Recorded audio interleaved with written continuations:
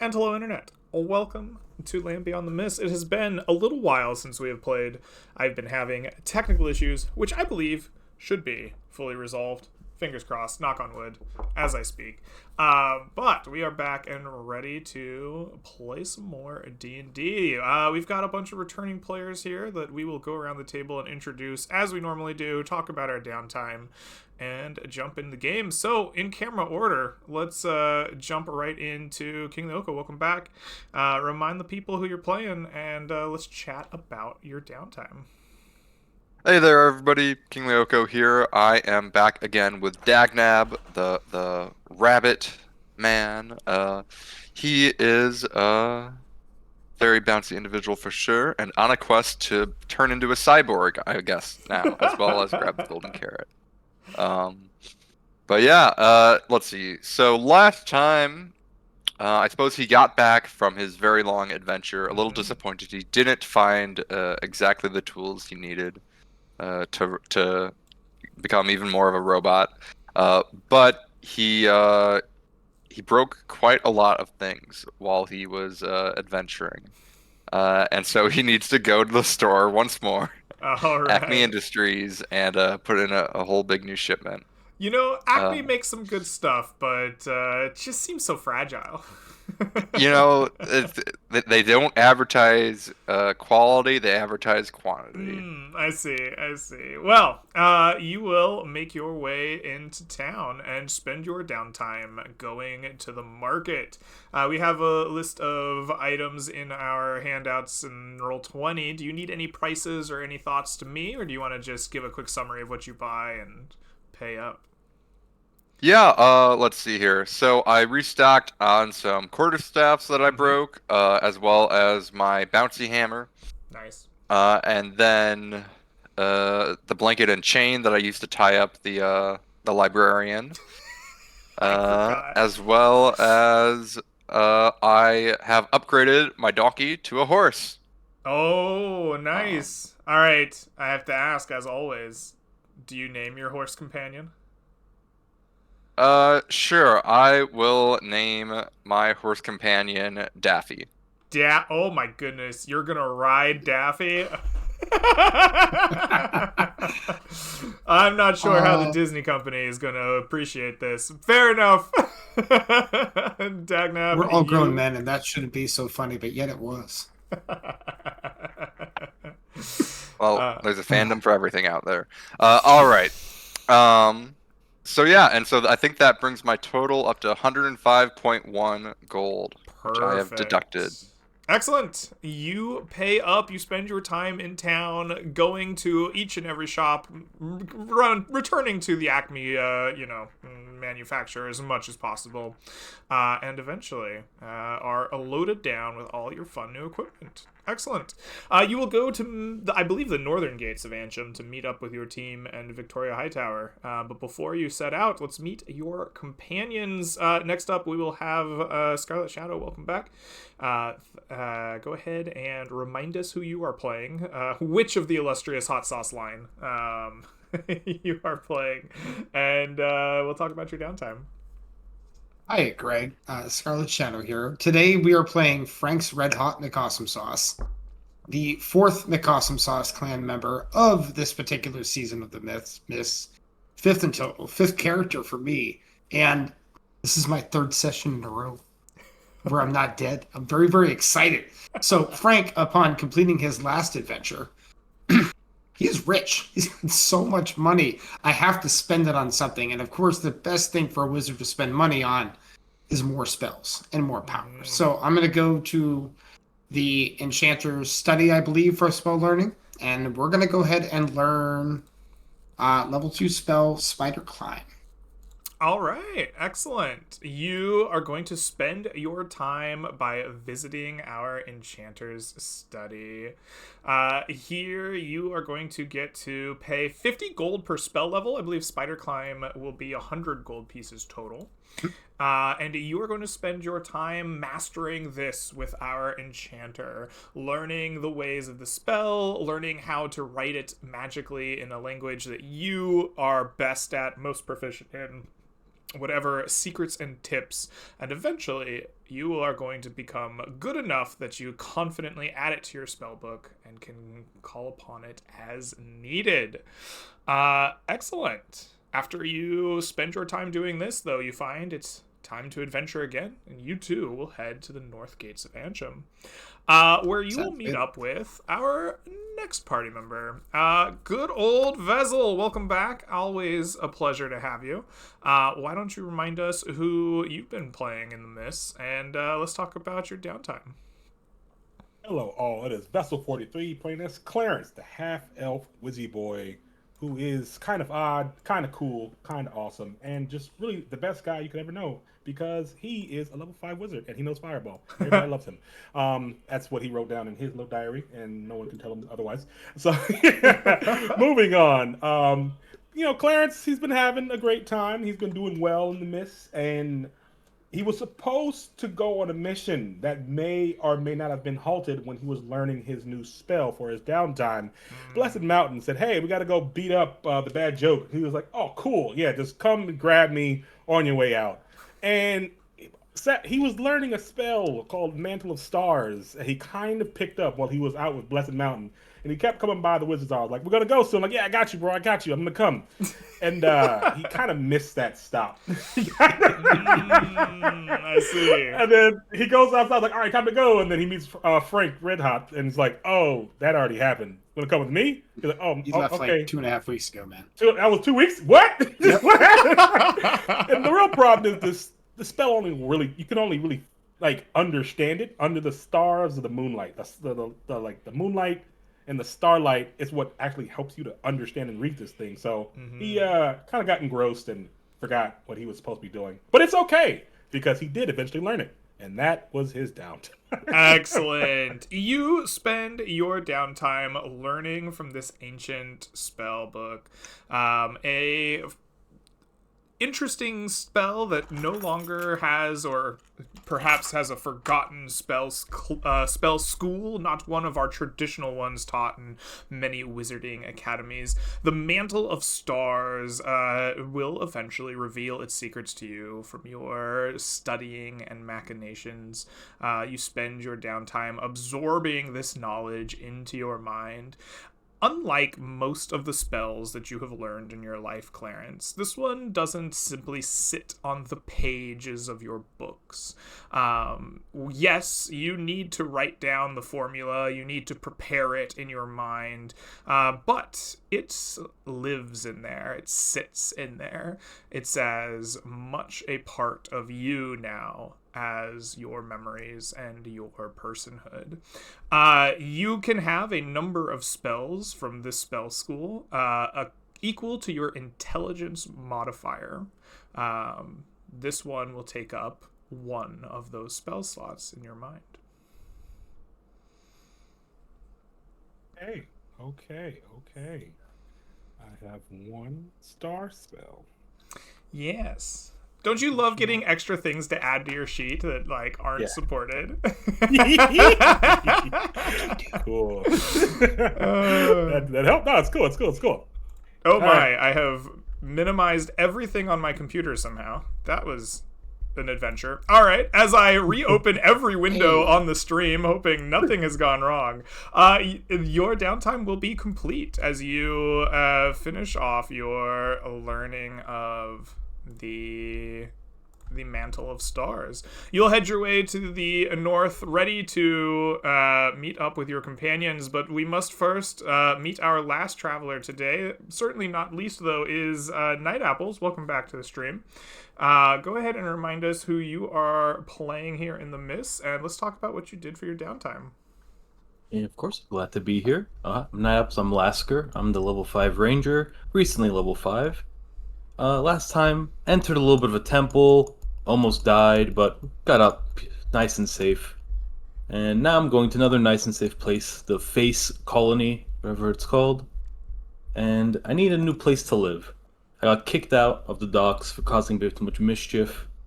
And last time, the good berries were really nice, but it'd be nice to have better good berries, aka healing potions. So I'm going to spend my downtime to make the level 2 alchemist. All right, you are going to spend your downtime making the level 2 alchemist while Greg tries to figure out how to unfreeze the cameras. Excellent. You are going to have to spend some of our resources as you get the city ready to make a level 2 alchemist. Let me find our alchemist in our list here. I really should have put like hyperlinks in this. Here we go. Alchemist level 2 is going to cost the town 2 stone, 1 Telos leaf, and 1 shimmer stone, thanks to our intrepid adventurers conquering the doppelgangers that were stealing town resources. You have plenty of this, but it will also cost you individually 200 gold pieces to organize the labor, find the experts and the expertise to expand the alchemist shop. If you would go ahead and pay that 200 gold, and I will deduct our resources from the downtime Antrim resources handout here. This is going to take time. Everybody comes together to expand the available resources for the shop, as well as the expertise, the books, the tools, what they need. We're going to expand the actual building itself. We get more experts in from overseas, and this will take a lot of your downtime, but you are the founder of it. So I have 2 questions for you. 1, will you name it? And 2, do you wish to utilize the alchemist shop here as the founder rights, essentially, for this downtime? Yeah. So, I was told I had the docks. I bumped into a lot of pompous nobles, maybe my cats tripped them, and they told me to quaff some Quicksilver. And I thought that was a positive thing. So I'm going to call this Quicksilver Quaffs. The Quicksilver Quaffs. Excellent. I will make sure that we get that. And could I ask a question? Yes. Or 2 questions. One important, one non-important. The important one, would I be able...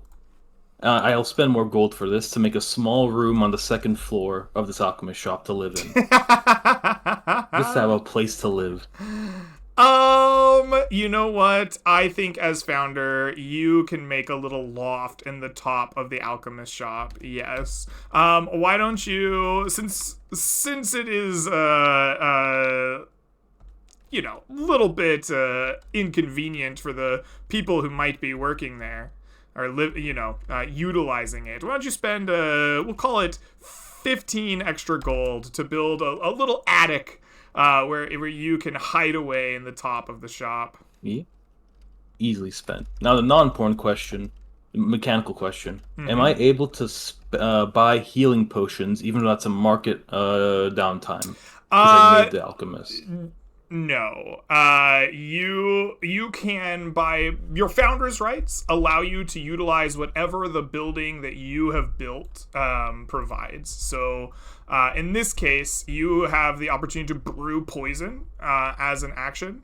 It also has healing potions. I totally lied to you. Yes, yeah. Healing potions are added to the shop. You may buy healing potions from the shop. Yeah. You can't use the other places of the market. Yeah. I was wondering if I could because it's technically market. Yeah, okay. Yes. Sorry, I was misreading my own work here. It does add healing potions to the shop, so you have access to purchase them now. They are 50 gold apiece, correct? They are 50 gold apiece. That is correct. Yeah. I'm going to buy 6 of them. Spend 300 gold on healing potions. Excellent. You buy 600 gold on healing 10 pounds off my sheet as well, so I need that. Excellent. With that thing for me, Greg, do I know what the Mantle of Stars does now, or do I have to kind of do it to figure it out? Oh, do you not have the Mantle of Stars? Description? No. Oh, no. Okay. All right. I was rocking out with it. I thought you were talking like you knew, man. I thought you had the info. I'm sorry. You told me. It's all good. I just know what you told me. I didn't know what else it actually does. Yeah, go You ahead. learn it when you cast it. You Gotta gotta cast it. cast it, buddy. All right, here. Let me. Oh, no. While Lasker wraps up his potion brewing at the new Quicksilver Quaffs and gets into his loft, he's gonna go meet you by the northern gates as well. Let me find in my notes what this does. I could have looked this up earlier, but I'm a silly goose and didn't.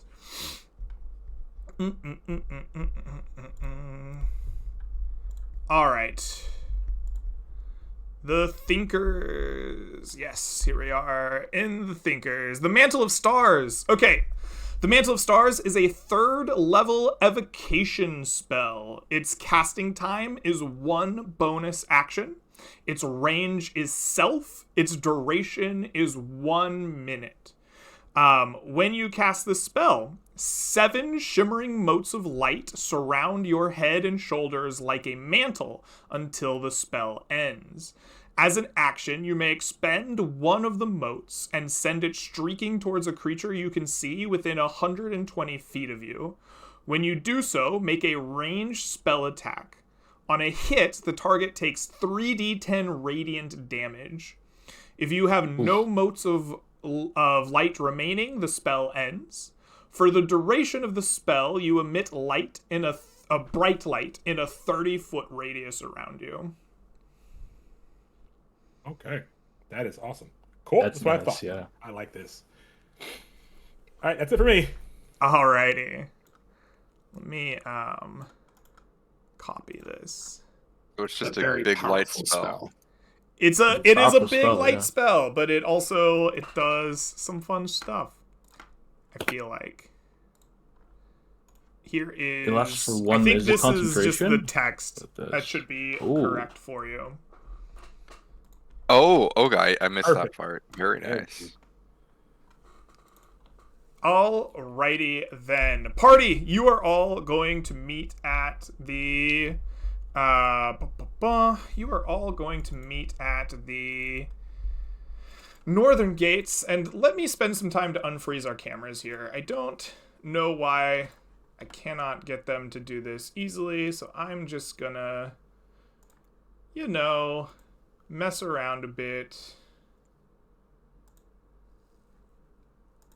Okay. That should work for you. Hey, there we go.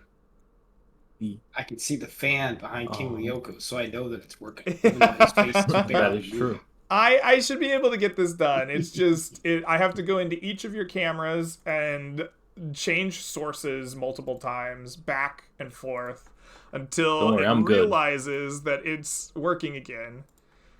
I see that Dag. we have gotten some good freeze frames here from our Oh, yeah. from our party members. I'm sorry. Night Only the Apple's best. freeze frame was the best. I'm always frozen's great. Okay. I Dagnab, think I'll that give should you, be it now. everybody. Let me transition the scene here. Hopefully everyone Still missing is the looking the good. Roll20 chat log, Greg. The Roll20 chat log is still black. The Roll20 chat log is black. Oh my good. Oh, and Roll20 is black. Oh my goodness. All the things. How have we? I think you come across the party standing at the edge of Antrim, and Frank is fervently trying to convince Clarence to just test this brand new spell he has. I'm like, Come on, man, cast it at me. Oh, on, man. 28 let damage. you do anything. Yeah, I don't know if you want this one, brother, but I will do it anyway. And then All right. You obliterate a tree. Yeah, you don the Mantle of Stars, and 7 motes of radiant light just destroy this tree. It explodes in a shower of splinters and death. That is an You know what? On second thought, never mind. No, I agree. It'll be a different day. Man, But I could use some spells cast into this cool shield I got. I turn my back and I'm wearing a shield, Huh? sort of like a turtle shell. ooh, You want I'll Mantle put in. Stars or Fireball? I can give you. Ooh, that's a good question. I was gonna go fireball, but then we learned all about this cool spell. Mhm. Range spell. I think this would be better Mantle of Stars because that's safer. Also gives you a ranged option, 120-foot range. All right, you'll get. Oh, actually, because it's a part of myself, I'm gonna see if it even works. Greg, I'm gonna try to put the Mantle of Stars spell into his spell shield and see if it even Yeah, works. so this is a special kind of spell that you have mastered from an old book, Forgotten Knowledge. I would love for you to make me an Arcana Intelligence check, DC 16, to use this spell efficaciously in the Shield of Spell Storing. Does it help at all that the shield was also enchanted through the old magics? Doesn't matter.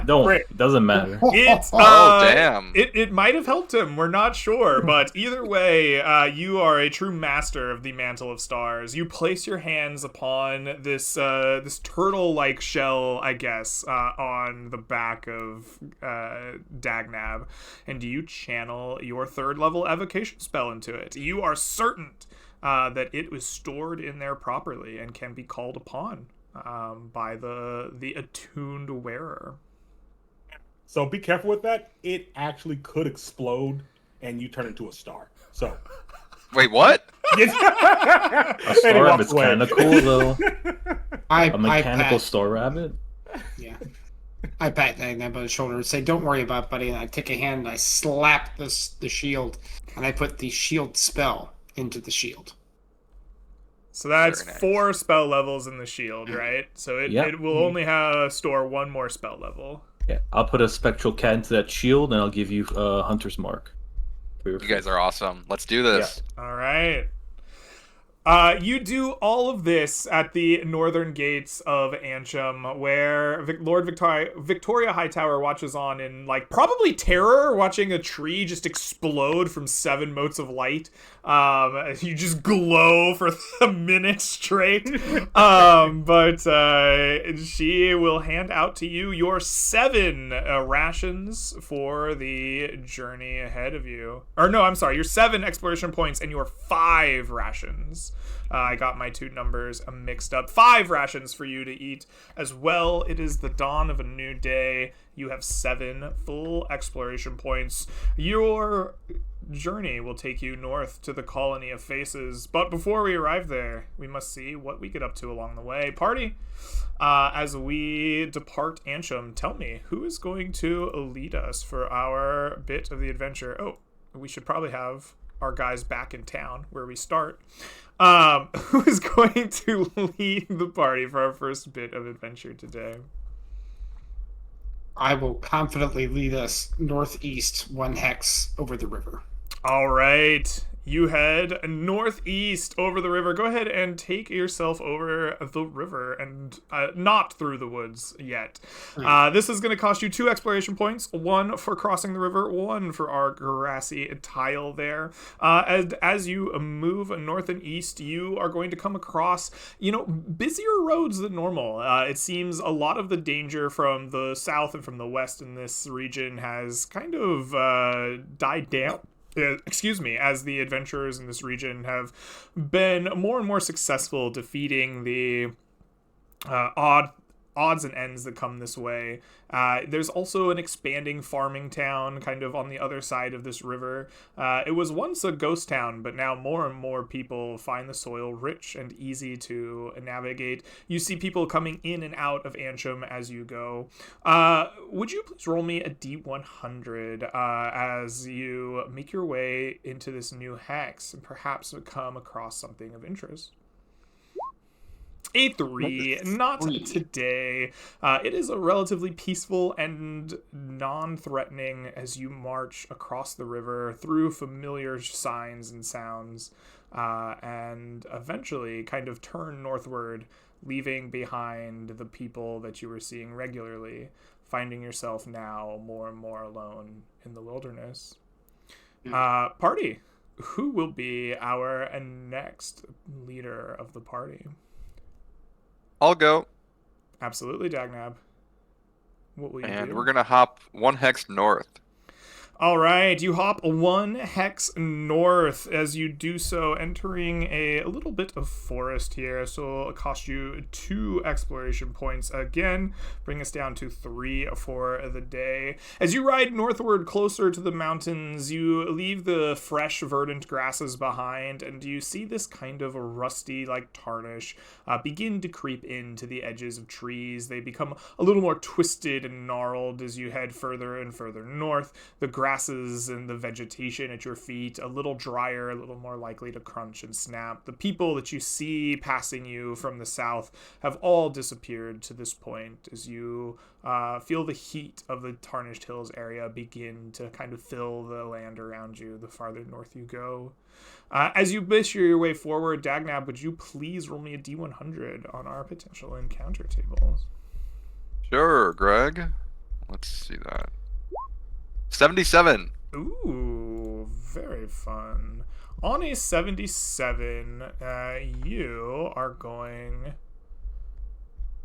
going to see that a recent landslide or mudslide has come down from across the mountains to your northwest. It has kind of scarred a bit of the grassland and the forest that you are next to.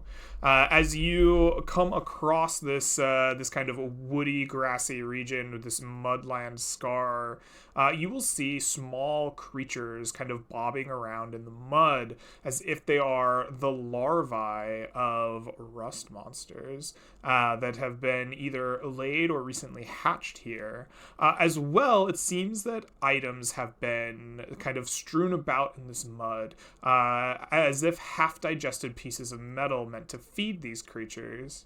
There lies an opportunity here, perhaps, to find some treasure, or you could leave the place well enough alone. These creatures are not able to run out and catch you at this point.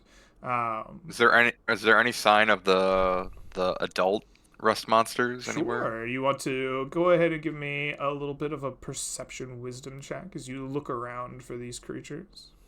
I'll also put my ear to the ground, see if I can hear any of the vibrations as they dig. Yeah, absolutely. Let's see here. So this will just be at normal. 14. You put your ear to the ground to listen for vibrations. You don't immediately see any of the larger rust monsters around, but you do hear vibrations in the ground. It's hard to distinguish whether or not they are these larvae that are clearly abundant in this scar of mud, or if this is something else entirely. As there's enough of these little creatures wriggling about to kind of overwhelm your sense of hearing. But from a quick look around, you don't see any larger creatures. Seems these are displaced from wherever they were on the mountainside. I mean, I think it's worth it. Even if we do attract some, I'm not necessarily afraid of these guys. Mm-hmm. Me too. Let's do it. Hey, Greg, as we look around at the mudslide, are there like a whole bunch of uprooted trees that are kind of sitting around the area? Yeah, so this mudslide definitely has come through somewhat recently. And yeah, you're walking through this kind of forest part, and where the mudslide has come from the mountain, this kind of scar it's left is definitely uprooted, cracked, broken some trees. You definitely see them strewn about in various disarray. All right. Dagnab, I have an idea.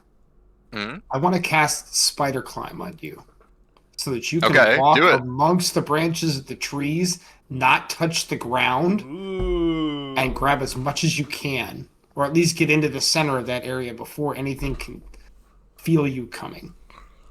Can you feel it coming? Sure, yeah. I like that. That is very clever. You cast Spider Climb upon Dagnab, who begins to run about atop the twigs and branches and broken pieces of wood on this like muddy slide, hopping like a rabbit when needed to between place to place. Dagnab, as you do this, would you please give me an acrobatics dexterity check or a stealth dexterity check at advantage from the helpful Spider Climb? I will absolutely do that. Acrobatics dexterity at advantage. 22. 22. You watch party as Dagnab leaps from branch to branch, place to place, nimbly, deftly avoiding any tremors at all around these creatures, lifting up glorious pieces of treasure as he does so.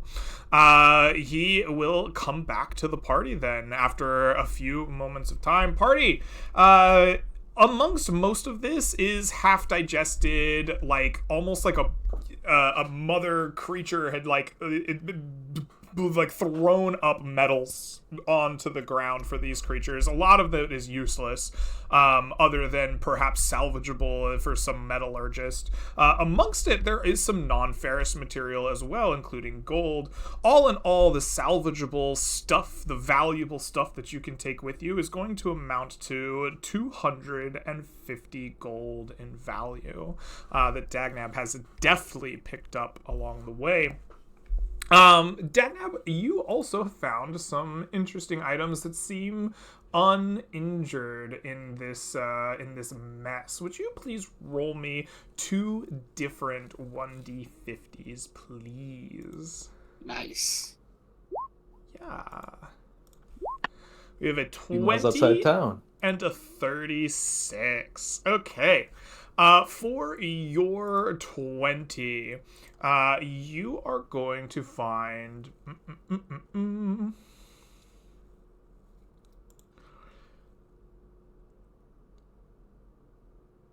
In the 20, you are going to find a bundle of strange arrows or perhaps bolts. These are made of a silvery material, almost reminiscent to the moon. These are going to be the same bolts fired from our wand. Not our wand, our lunar bow. Do we call these lunar bolts? I have already... Yeah, I think so. That sounds familiar. Does anybody in the party have that bow, or is that elsewhere? I think that's Alaska, right? These No, I are don't know, comet lunar. bolts. These are Comet. comet bolts. They will got act both, as but not that. +1 bolts. They do radiant damage. And then they do more fun stuff when fired from our fun bow. Well, I'll give him to Lasker then, if he's got the right weapon for it. I don't have the lunar bow. He has no. half the I have a different bow. Yeah. but I don't have Oh, the lunar. okay. Somebody got it. Well, Somebody's got then, it. never Not mind. sure. Somebody had Having it, +1 munitions is good for a ranger, so True. Yeah. he should have them. Would be Do good. you have It's anything a- that can fire bolts, or no? I don't have a crossbow on me, no. I'd have to buy it. All right, well, we'll just stow it away and Just put in the thing. Yeah. All right. And then your 36 is actually going to be a potion. You found a potion of clairvoyance that has survived here in the muds. that sounds super useful for going into a place that you know pretty much nothing about. That sounds very nice, yeah. Indeed. Very good. 1 bundle comet bolts. All right, excellent. Dagnab, you eventually will lead the party around this like mudslide that has crashed down into the region and beyond. I do have a question, Greg. Yeah. So, I think, and just because, there's been theories that there's some connection with the rust monsters. At some point, a party encountered like a rust monster and like a ghost or like a big face came out of it. Mhm. Is there any like sign of like something supernatural going on with the larval stages of these as I'm like hopping around and able to get a closer look? Or do these seem... I don't even know if rust monsters are necessarily natural creatures, but what are the Yeah. vibes up here? What are the vibes? Are there dark energies about? I would love for you to give me a wisdom check of some kind. Do you have a skill for like sussing out vibes that you are confident in? Like how do you suss rust monster vibes? Sussy pie. I feel like, I don't know, insight could work, but that's usually for reading people, but it's also kind of like a vibe check, I'm you down. know? All right, give me a wisdom insight check, please. Alrighty. 17. Yeah, sure enough, there are bad vibes here. You are certain that there is bad juju everywhere, and you stop on your like highest branch for a moment to really look. And in the pocket of every larval creature that is kind of bursting around, there is a recognizable pattern around each of these larval creatures. Most of it is hard to tell at a like regular glance because you'd have to be looking for it. As these creatures, as they move, as they burrow, as they dig, they kind of break down this pattern. But sure enough, across the perhaps hundreds of these larval creatures that you're hopping around past, each one is, at least initially, in the kind of indentation of the mud that looks like a wimpled woman. Ooh, okay. So there does seem to be some connection. Huh. And I think that one encounter has been the only like indication of this woman. So clearly connection to them. Okay. But otherwise it's not like there are, say, lots of faces on them or anything. Just the same no, face. like they're not like made of faces. No, Okay. no.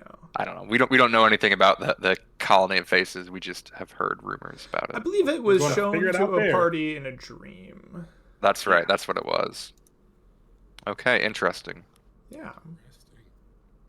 Does any of you want to do anything? I mean, we could try to like squish the bugs so they don't become adult rust monsters. Nah, Otherwise, we can let the new adventurers get those. They can- Alrighty. I gotta share the wealth. Everybody's got to have your boar next to the starting town to get started, right? Exactly. Cool. Right. Works for me. All right, I like it. You leave them behind, richer and got a little bit of fun loot, but you push forward. Eventually, though, it will be time for someone else to take the lead of our adventuring party. Who will lead us next on this next phase of the adventure?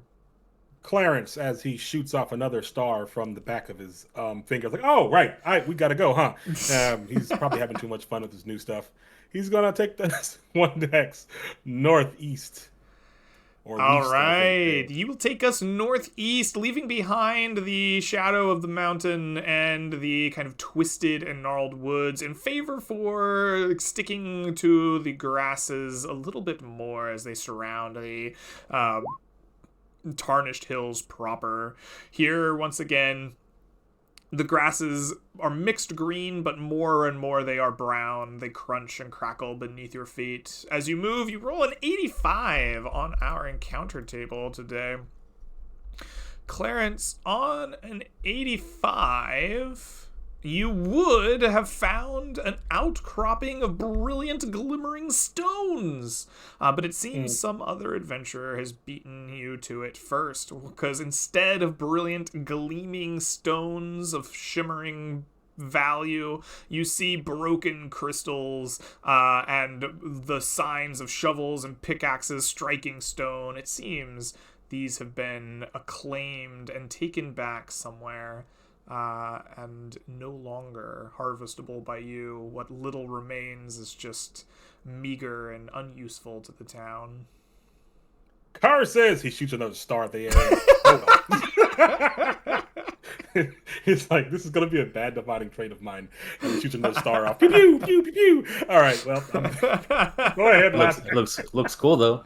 I know, right? Yeah. I like it. All right. That cost you 1 exploration point, bringing us down to a total of 2. Lasker, you are the last of the party to lead, and it comes to you. What will you do as a party leader here, leaving will. behind these crystals? As no memory of fellow power members, I'll take us galactic north. Galactic Take us right north. there. Excellent.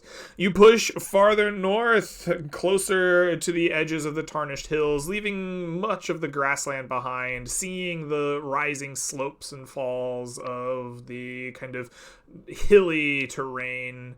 You skirt the edges of it, trying to avoid the valleys and sheer cliffs that sometimes crop up in this area in favor of crunching on brown, dry, and dusty grass that kicks up around you.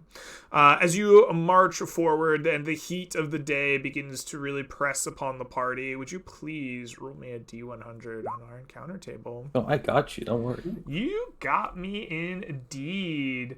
On a 93, we will definitely be encountering a creature as large footsteps kind of thunder through the grasslands around you as well, kicking up their own clouds of dust, the little rumbles rolling through these like dusty grasses.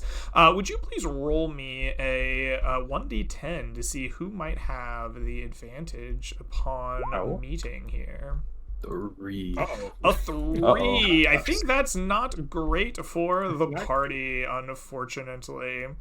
If we take a look at our surprise table here, on a 3, the monsters have vision first, and our highest DC monster gets to prepare combat with an action. So you are spotted as they are kind of using a little bit of rocks, I believe, as cover. A large this is the wrong monster table. Ha ha ha. We won't be using that one. But we will be using these ones. A large Dogger and his trusty, like, feathery, nasty friend. Claws and teeth and fangs and beaks come tumbling around the corner angrily towards the party proper. If you will all meet me on this page here and roll me some initiative, you are under attack.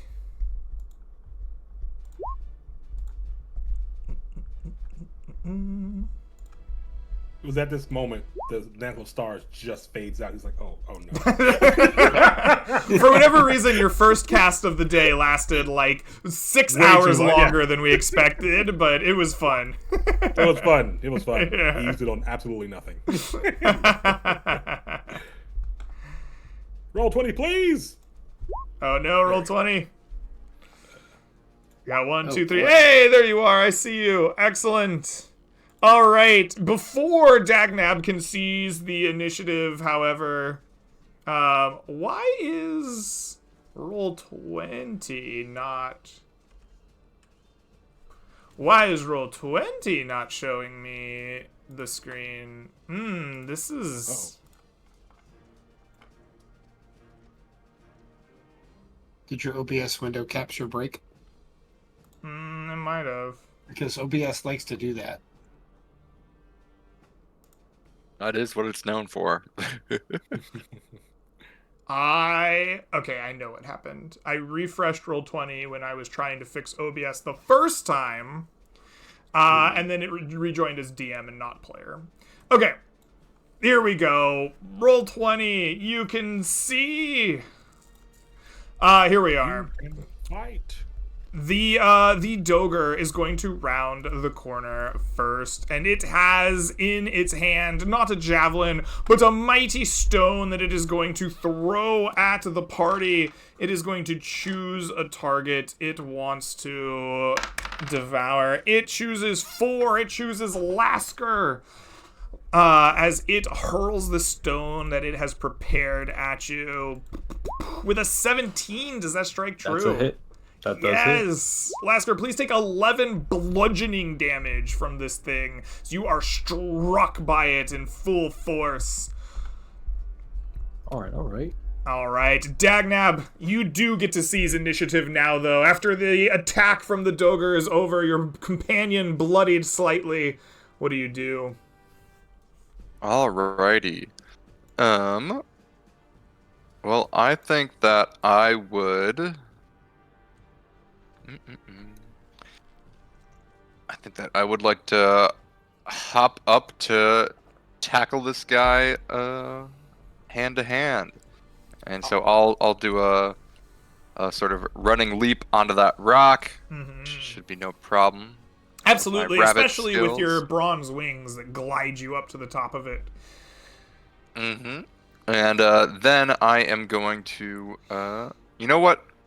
I think I am going to bring out my Mace of Radiance and give that a try, just because I haven't used that before. All right. So I will bonk him for 24. Your mace comes down true, striking him across the top of the head with force. Go ahead and roll me damage. For 11. An 11. Brilliant. He will take 11 points of damage, staggering back. And then I will expend a key point and do some sort of whirlwind kicks at him. Where are they? Unarmed attacks.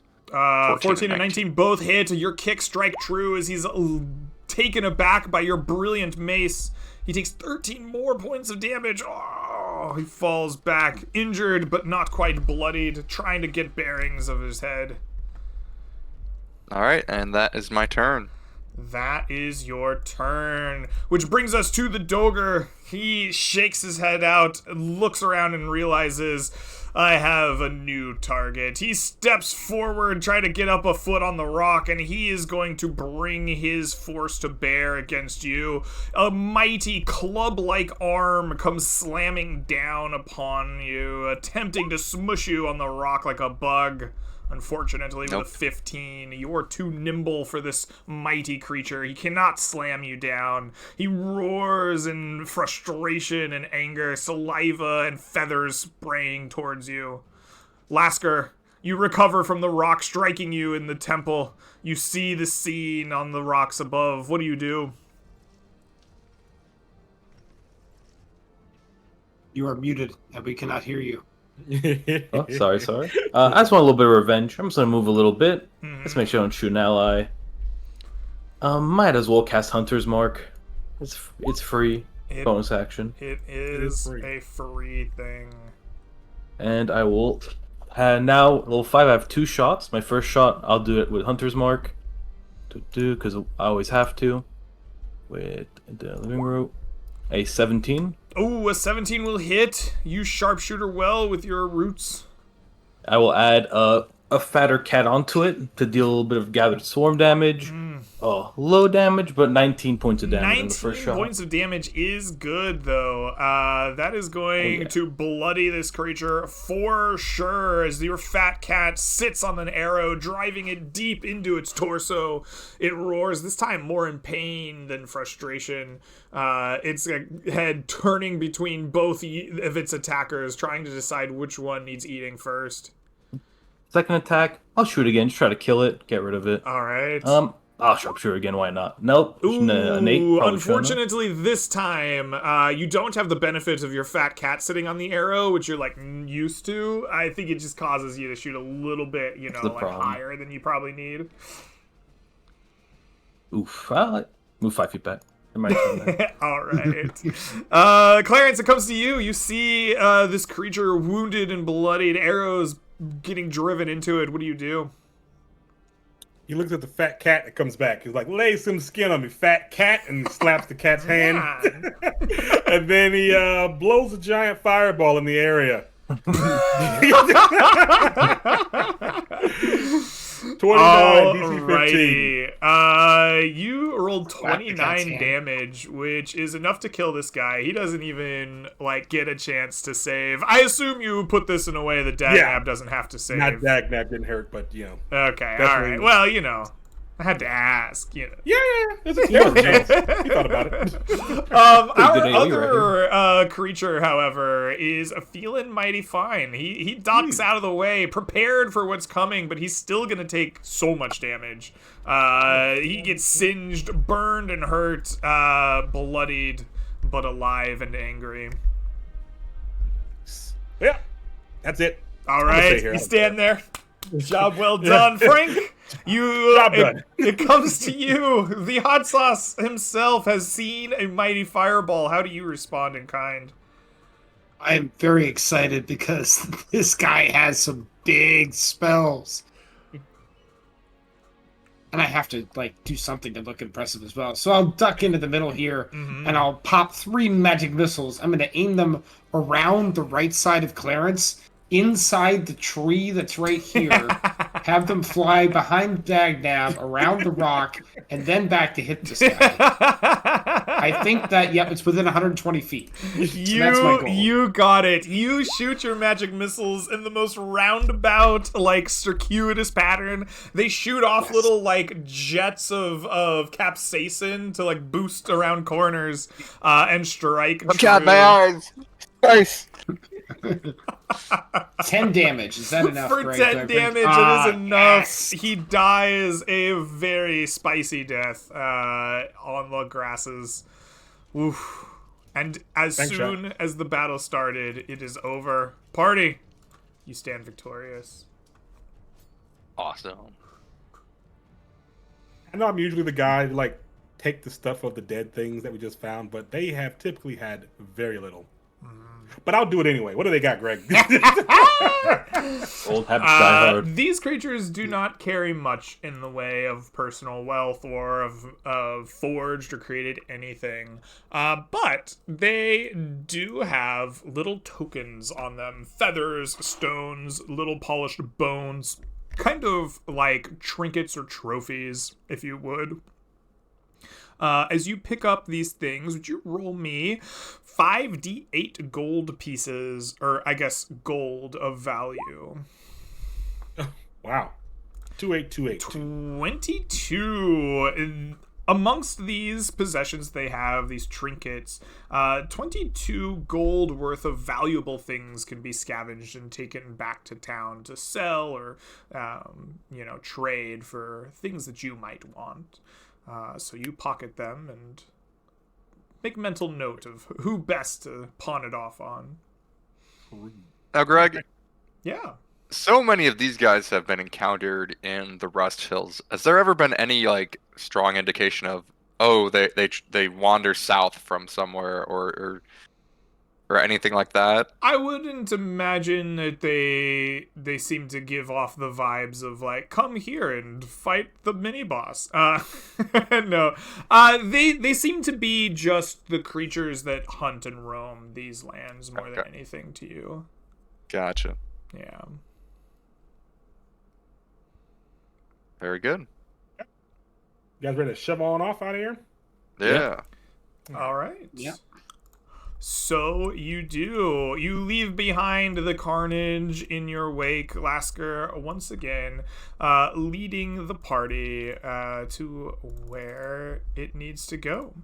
You arrive in your destination, Hex, a little bit farther galactic north than you were before. You have one exploration point left in your day, party, and I believe you have moved 4 times. Are all of you mounted? There was some talk of mounts before.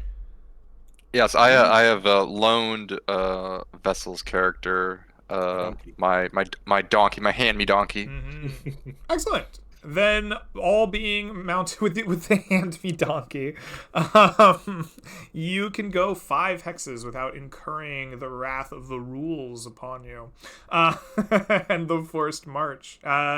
Party, do you wish to march forward an extra hex, or do you wish to do anything else with your time here adventuring? Who will lead us? Yeah, let's go. Might as well. Let's go one more north. Yeah. All right.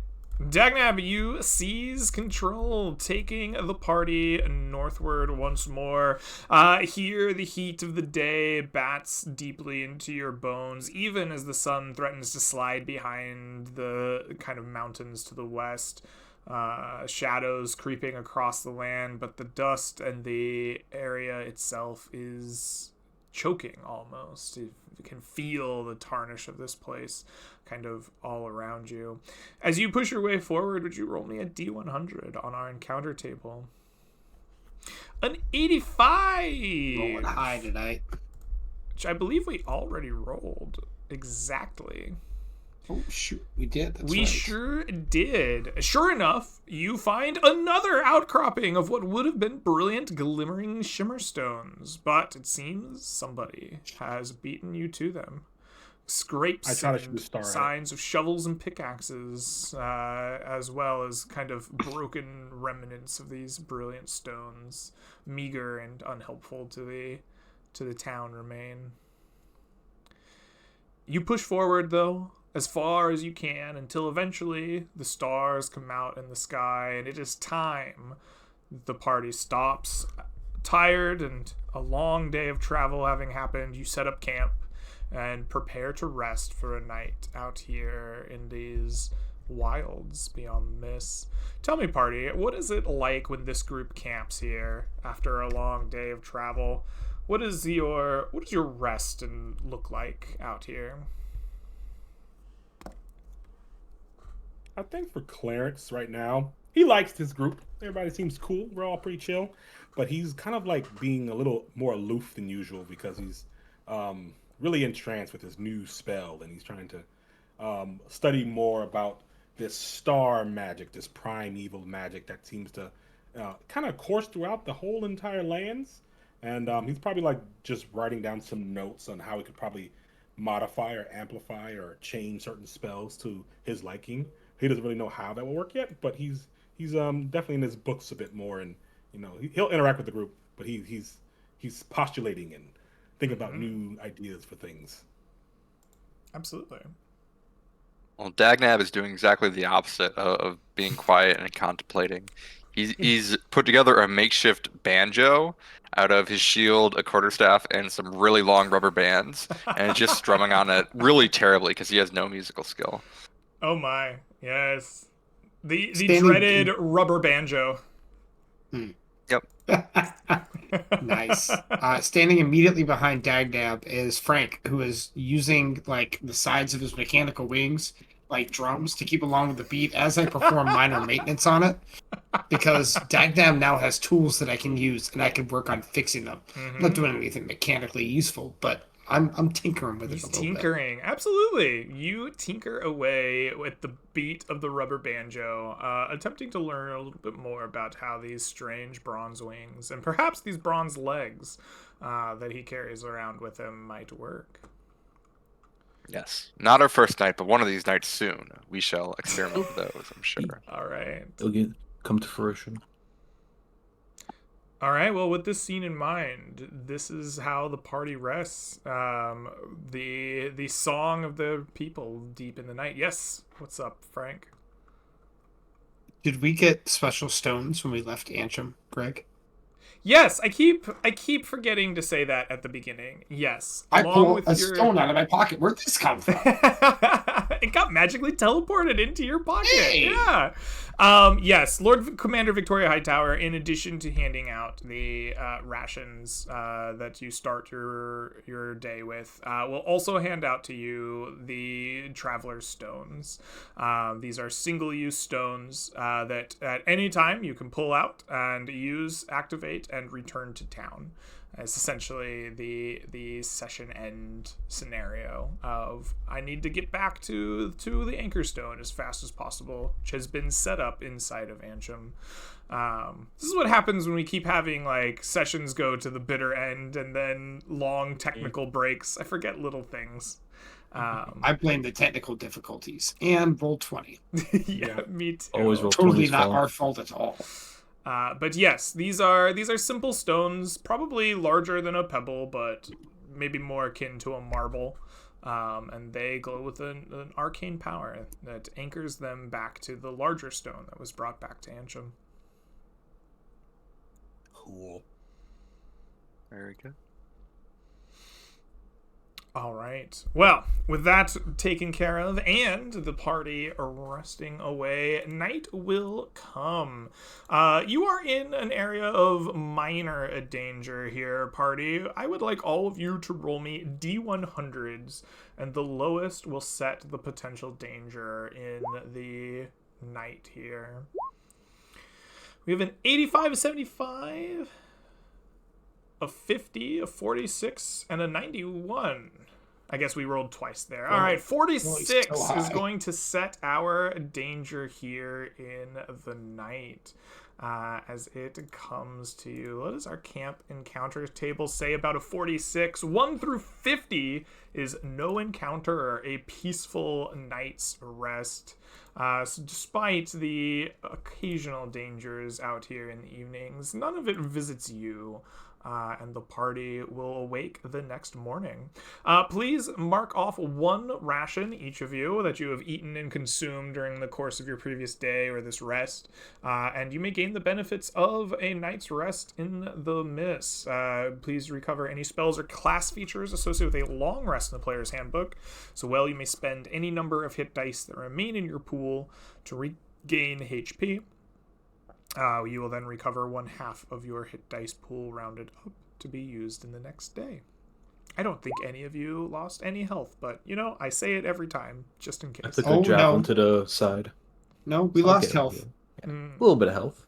Frank was very, very excited because it's a McAwesome Sauce tradition to take the rock to the face whenever we lose surprise on an encounter. So it didn't hit me this time. I noticed. Very good, very good. All right, party. A new day dawns. You pack up camp bright and early to get a jump on your adventuring. You get 7 brand spanking new exploration points.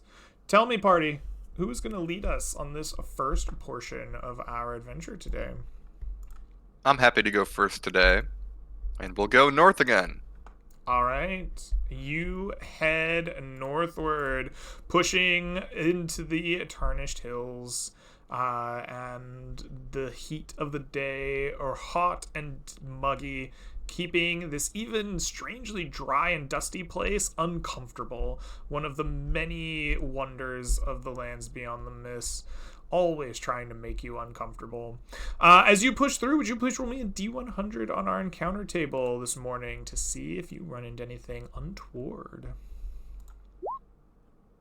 Man, I'm just a high roller today. You are a high roller today. That is a 95. That is a 92 to 96. That is the same creature we fought previously last night before you went to bed. Would you just tell me highs or lows, good sir? I mean, highs, clearly. Highs, clearly. How It's we're always rolling highs. tonight? Ooh, except Yeah. for this time where it is a 4. That is lows. It seems that you are unlucky, and the creatures have reappeared. A new set of Dogger and his faithful Fleshnar is ready to come attack you. They perhaps looking for an adventuring party that didn't come back, or just are jerks and want to eat you. Who knows, but they are ready. Would you please roll me a D10 on your surprise here to see who might have an advantage? Even Stevens.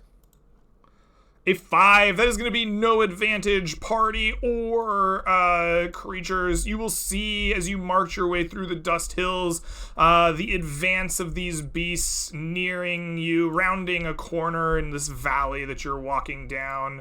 They see you. They bar their, or they, what do? They flash their fangs and gnash and are mean and want to fight you. Combat is going to begin soon. Everyone, would you roll me some initiative? Is Roll20 like just lagging on you guys at all? It No. has given me problems in the past Okay. doing stuff like this, yeah. Okay.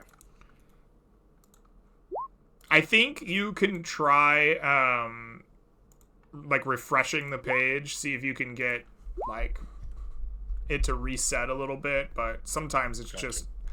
just be like that. It do be like that.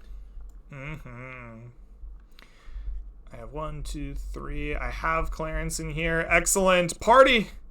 You are going to seize the initiative first with Dagnab McGibbet. Dagnab, as these creatures see you and get violent, what do you do?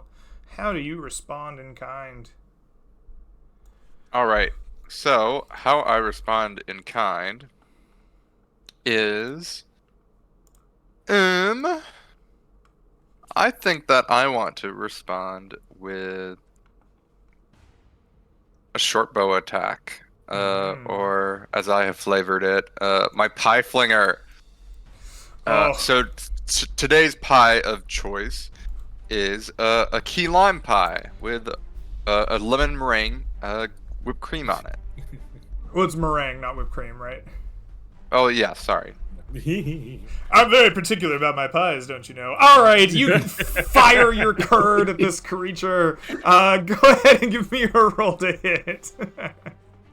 With a 15, you will strike true. Citrusy curd mashing this creature in the face. Very good. And I am applying the Kensei shot to this. Ooh, look at that. For 14 damage. It got too excited. It wanted to try your meringue, but the pie tin just slashes into him, dealing a ton of damage. And it reels back in surprise and a little bit of anger. Very good. And at that point, I will sort of hop onto this little outcropping and yell at it. All right. You begin yelling at this creature. As Lasker, you seize the initiative. What do you do as your companion attempts to berate the beast? You know, I saw yesterday. I know how it's gonna go. I need to get that big guy into fireball range, so I'm gonna just move a little bit. Get a nice angle. I'm gonna Hunter's. Let me check the range of Hunter's mark again. 90 feet, I think. 120, yeah? No, 90. 90. Okay. More than enough. 90 feet, and I'm just gonna shoot at it twice. Just try to get it low.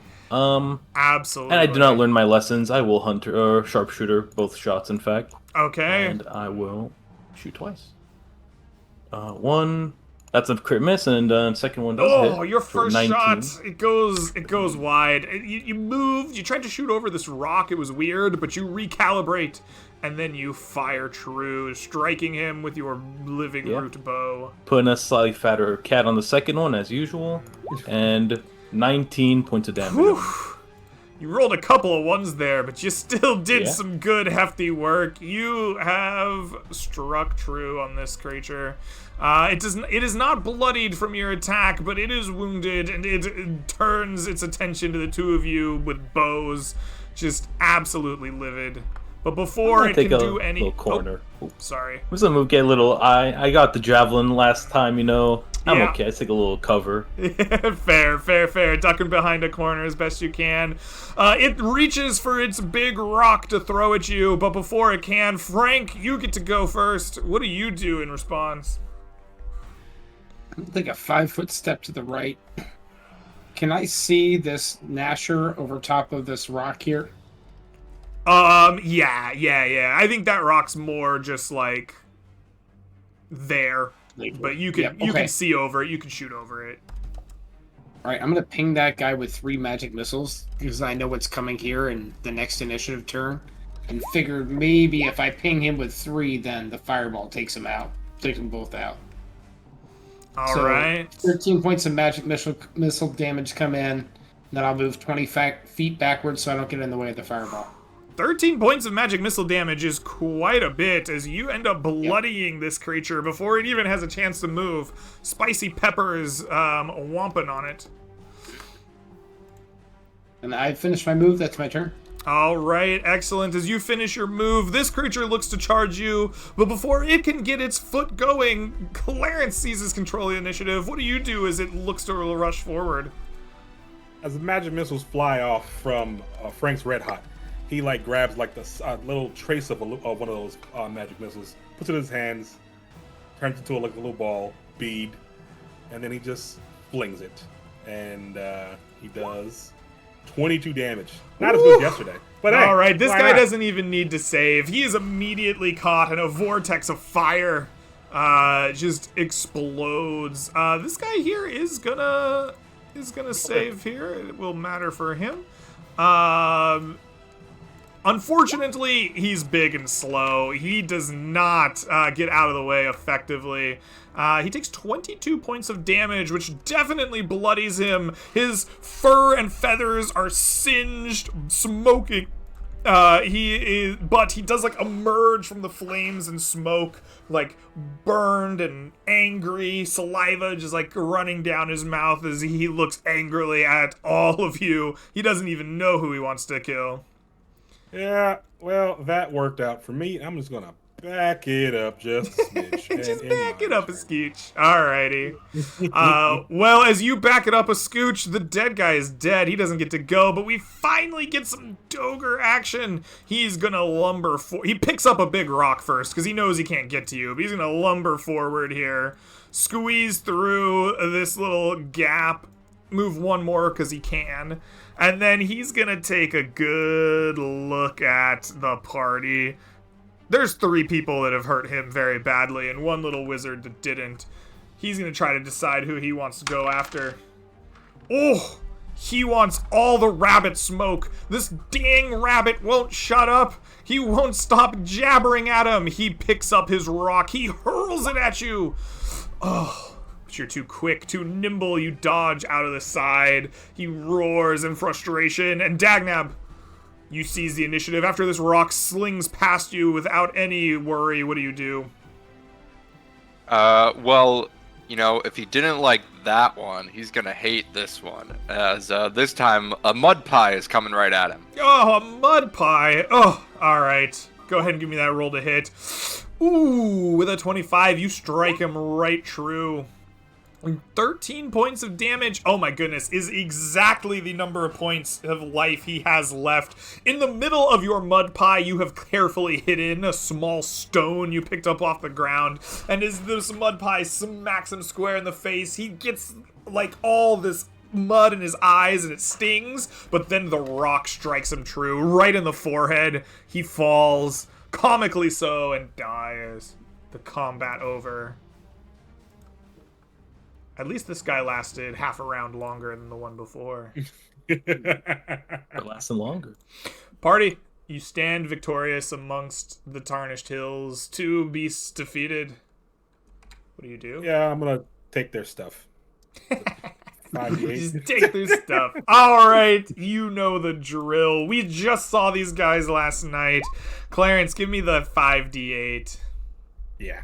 Ooh, this guy is slightly more valuable than the last. 24 gold worth of salvageable little trinkets that they have put together. Polished stones and bone and whatever else they might have upon them. Nice. All right, guys. Onwards and offwards. All right. With an efficient moment, you pick everything up, you leave the bodies behind, and you keep on marching.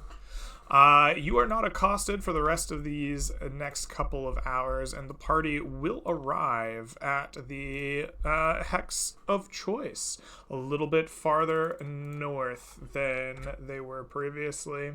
The Tarnished Hills around you are hot and dusty. As you push your way forward, who will lead us this next step of the way?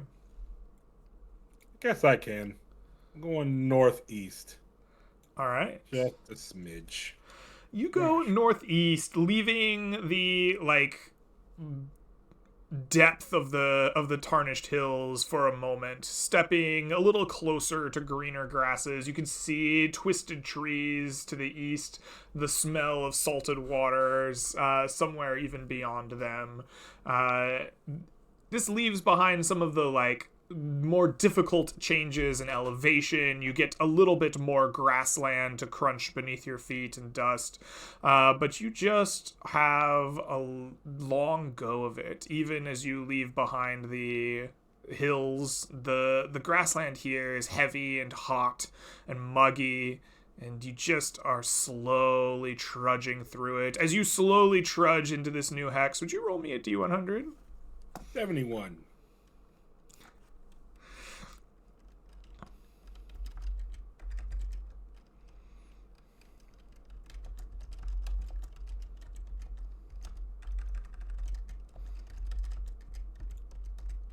Oh, there it is, a 71. I'm sorry. I rolled 20. just I connected was for a assuming second. was giving you problems because I didn't hear it beep.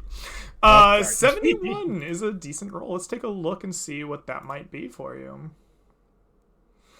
think that's a thing. On a 70-72, we will perhaps find some more combat here as shadows dart around the tops of your heads. There is a creature that hunts in the skies, and it is without a doubt circling closer and closer to you. Would you roll me a d10 to see who might have the advantage here? Ooh. It is the party. Party, what you see is not a traditional bird, but in fact, you notice this perhaps in the shadows first. Whatever is circling you in the sky has the shadow of a man. Which puts you on high alert as you start scouring the skies, and you see circling above you a peryton, a beast of eagle-like proportions, and a stag-like antlers upon its head, casting the shadow of a man around you. It seems to think that it has the advantage, slowly circling around you. But players with an 8, you have a little bit of an advantage here. You have the ability here, because of its slow circling, to attempt either to leave it. You can attempt to rush away from this encounter and not fight it, or you can prepare an action if you win a contest of perception amongst yourselves to start battle with a bit of an advantage. So party, in this brief moment here, do you set yourself up to fight, or do you try to leave this behind? I'm down to fight it. I'm down to think we blow it fight. up. Down, fight it. All I right, need you more set ammo. yourselves up to fight. Party, would you please each roll me a contest of perception? Whoever wins will get a prepared action to start the encounter. Go ahead and join me on our battle map here. After you roll your contest of perception, go ahead and roll me some initiative as well. Perception. No. What should we do on a tie? Oh, that's a good question. What do we do on a tie? Our perception is a 16 tie. Frank, you have less plus to your perception, right? Your wisdom is lower. So I think our tiebreaker is going to be Night Apples and your superior attribute rolls. Night Apples, before initiative even begins, as this beast swirls towards you, you get a chance to set yourself up. You get a prepared action to begin combat. What do you do as the peryton nears? I have a question. How high is it in the air? Well, it started probably quite high, but it's gonna be close enough to dive at you, so I'm gonna say like 30-ish feet in the air as it nears the beginning of combat. Yeah. Okay. If I casted a web, it collapses at the start of my next turn. It'll collapse down to the ground. If I cast it above this bird, would it be able to slam into the ground potentially? I love that. That's really clever. I think that's a great idea. I think that's fantastic. I want you to give me some kind of roll to like make that happen. I think that the bird is hunting. It's like coming down to you, and so this should be some type of like accuracy, right? So that you don't like just miss it. So I want you to roll me. I think this should be wisdom based. Because you are like perceiving like where it should be. And then I will let you use any skill that you think makes sense. Like, what is your eyeballing web on top of a creature skill? Probably perception to make sure it's in the right location. I'll dig it. Give me perception wisdom. Your DC is going to be set by this thing's just pure dexterity as it's diving towards you. DC 8. I can fail that, so let's see. It is humanly possible, but not this time. But not this time. You cast your web. It's like it sits above this creature for a moment, and as combat goes to start, it collapses, crashing around this peryton. A nasty stick of web. It comes falling down from the sky, landing with a oof, thud, some 20 or 30 feet away from you.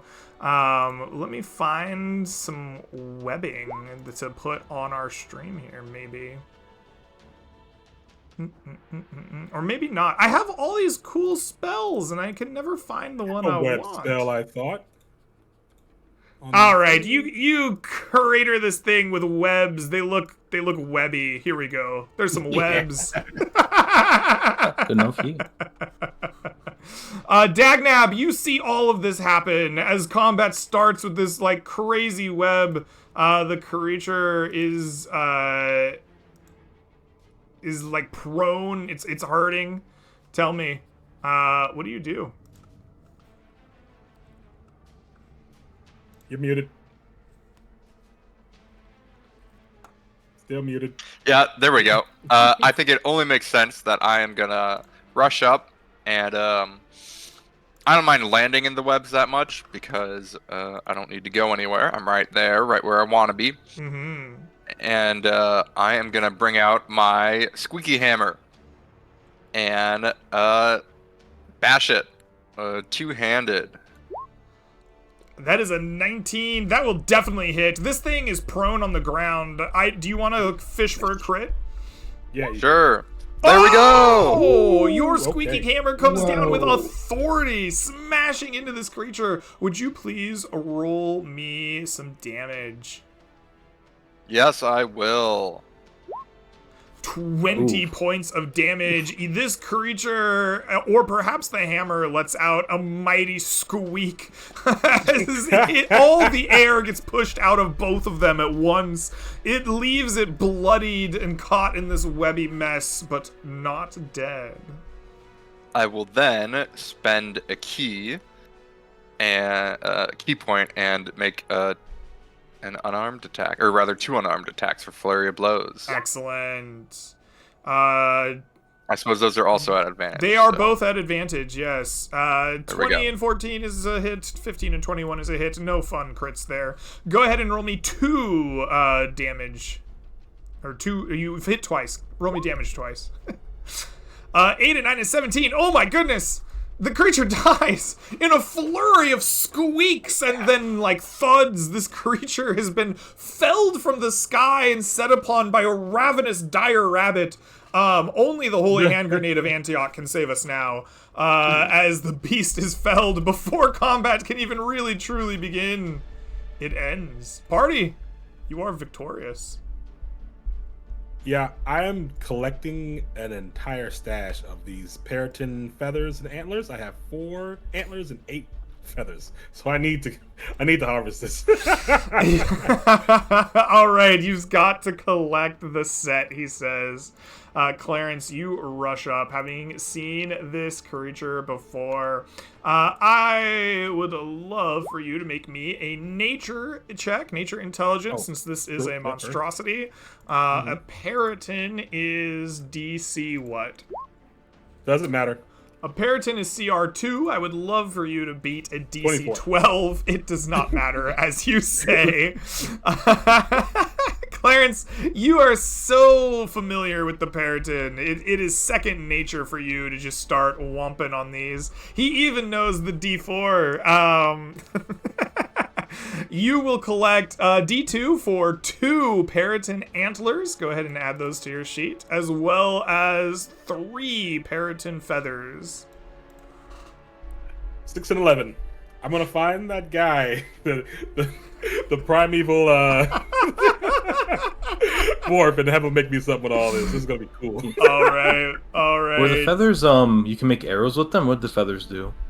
The Periton feathers have no immediate use, but they can be crafted via calligrapher's supplies into a pen, or carefully crafted via woodcarver's tools into 2 arrows. If a Periton feathered arrow is used to make an attack against a humanoid while the attacker is in hiding, the attack does not give away the attacker's location on a miss. Ooh. Actually, that could be sick for you, dude. Yeah, could I get a few of those feathers? I'll give you I don't 5. 5. Oh, more. I look at your collection. That's a mighty good collection right there. Yeah. Periton feathers, 2 arrows each. Crap. Okay. I'll do that in the future. Thank you very much. No problem. All right. Well, party, you have successfully collected Periton feathers. Oh no, what have I done? Clarence, turn It's back, off your it's back. spell. We're good. I can't. The stars are It's too showing everything. powerful. You Too can't bright. stop. All right, party. You defeat these foolish creatures. You harvest their feathers and talons. Have I somehow deleted Dagnab? I think I must have. Oops. But you are victorious. Party, you push on, leaving behind this battlefield and eventually making it to your destination. Hex up here. Just a bit away from these gnarled trees. A bit closer to the tarnished hills to the far... Well, I guess the mountains to the north, the edge of these tarnished hills. That will have cost you... one movement, so you're down to 5 exploration points today. Party. Who's going to lead us for the next portion of our journey? I will lead I'll lead us. Like, Also, okay. why is this combat music still playing? There we go. I thought it was dramatic. That combat was not Background worthy of such For- dramatic for music. Lasker and Past. I to fight over who leads next. I'll go. You can go, yeah.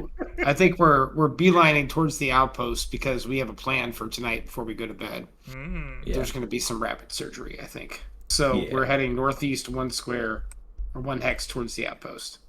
All right, you head yourself northeast, trying your best to leave behind the tarnished hills. Now the grasses grow steadily greener. It is still a mix of dust and reddish tarnished grasses and trees and brushes, but it grows ever greener as you turn north and east. You hear the sounds of the ocean somewhere far to the east. The salt in the air can be smelled from time to time as you press on.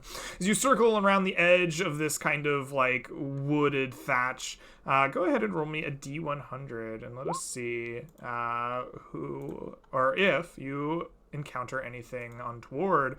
On a 14, you do not. Your party is unaccosted as you turn away from the tarnished hills towards greener pastures and perhaps the safety of an adventuring outpost that monitors this area.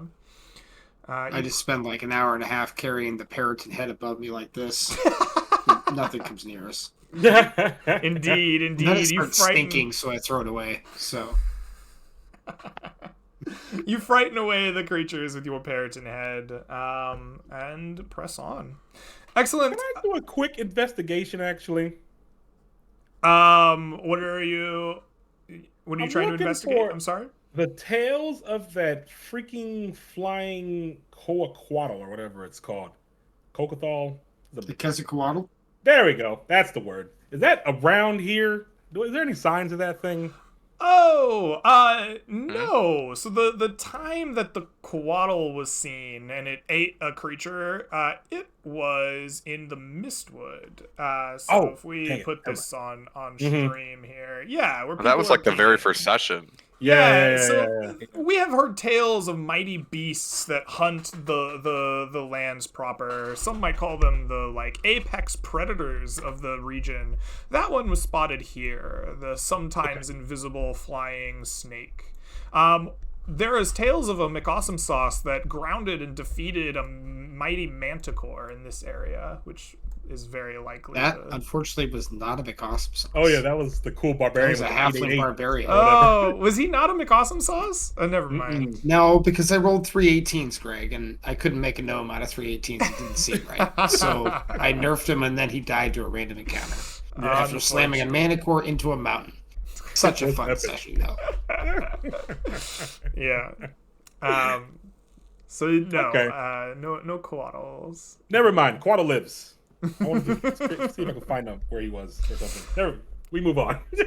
After you reminisce about this not quite McAwesome sauce, you make your way into this hex, and it is time to get a new party leader. Who amongst you will lead this day?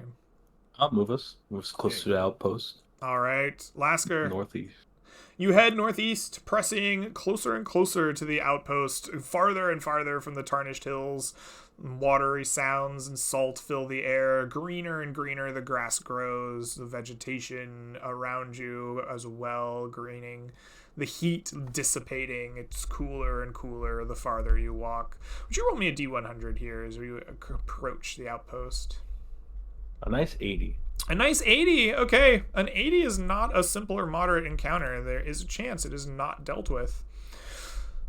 Oh, very fun. Speaking of mudslides, recent rains have caused the earth on the hills to soften and come loose. You're not really on the hills. I would love for you to roll me... I would love for you to roll me a d20 unmodified. Let's see how lucky or unlucky you are here.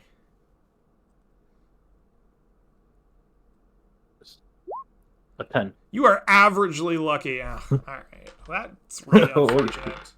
All right, a 10 beats my 4. You are lucky enough that this mudslide has already happened. You come across, much like Dagnab before, a place where the mud and muck has kind of slipped away from a rising kind of hill in this grassland that has caught some, like, poor creature inside of it. Probably, like, a non-combatant creature, probably like an antelope or something that has now become food for something else. But the party itself is unaffected by it, as you have the opportunity to march on largely unaffected by recent rainfall. All right, party. There is but one more hex between you and the outpost. You have plenty of exploration points. Are we heading straight there? Yeah. I believe we are. All right. Somebody, anybody, give me a D100. On it. You got it? An Got it. 86. 86. Oh my goodness. No! Oh, And we're lol. about to rest for the night. Let's do something. 85 to 87 is an outcropping that would be full of brilliant glimmering shimmer stones. Yeah. But it seems someone has beaten you to it. You've rolled that no fewer than 3 times. Oh, that's great. Apparently, we're really destined to not find shimmer. You stones are tonight. destined to find other people's shimmer stones that have already been taken, yes? You walk past this outcropping. This probably isn't even, like, somebody's old outcropping. You're probably walking past, like, people from the outpost already harvesting this stuff. You're just like, oh, come on! It's actively being taken from me. But you will arrive at an outpost. Long since divorced of carnivals and fun times, it now tells the tale of were sharks and terrifying beasts that patrol the waters that adventurers seem to come and want to cross from time to time. It is I would say, not quite a bustling town, but a town nonetheless that is kind of got its own trade system. Little boats that follow the coast all the way down to Anchum, a little bit quicker than you could walk there yourself. It's too shallow here for the big boats from the sea to get in, but they do their best to get a little bit of trade going and to make sure that there are rations, there's safety here for adventurers who need to make a pit stop like you. Party, you arrive here with like 3 exploration points, so probably like a quarter of your day or maybe a little bit less left. A whole evening to spend. Do you get up to anything interesting in town, or what is the vibe like for the party here? So, as has been mentioned, Dagnab not only has a pair of mechanical wings attached, but he's also been lugging around a pair of mechanical legs that he found in this area. Mm-hmm. And while he's learned that perhaps these brass experiments were just prototypes, he still thinks it could be useful and a ton of macabre fun to try and attach them to himself. Mm-hmm. So we're going to see, I think, first just what sort of benefit, if any, would be granted if we attach this brass set to Dagnab's legs, because he's already got a pretty good set of legs, you know? Okay. Sure. How do you go about determining the advantage of these bronze legs? Oh my gosh, Greg. This is up my alley. I am a rock gnome. I am a tinkerer. This is my jam. I would like to use my Artificer's Lore ability to investigate a technological device, Okay. Yeah. if possible. You are a rock gnome. You have a good knowledge of tinkering and technological devices. History does seem to be the topic at hand here. This is an old and ancient prototype. Go ahead and give me an intelligence history check on these bronze legs at advantage. And you have expertise, right? Am I reading that right? It's expertise. Oh, I it believe. is, yes, at expertise, not at advantage. So I'm rolling a history intelligence with an extra +2 on top of Yes. this for my proficiency bonus. So that's going to be a 20. That could have been perfect. Could have been perfect, It but it's could still a have been 20. perfect. Still a 20, yeah. All right, so these legs are meant for leaping. You can tell by the joints that are put in them, these like little mechanical pistons that like fire pretty easily. You find a like mechanism for kind of like loading up and then firing the pistons. There is some like small technology here to try to stabilize the legs so they can be walked on, but it doesn't look like it's particularly like it's not that it's ineffective, it just isn't providing any benefit so much as it is like just like making sure it's functional. But the thing that it does is it allows the user to leap.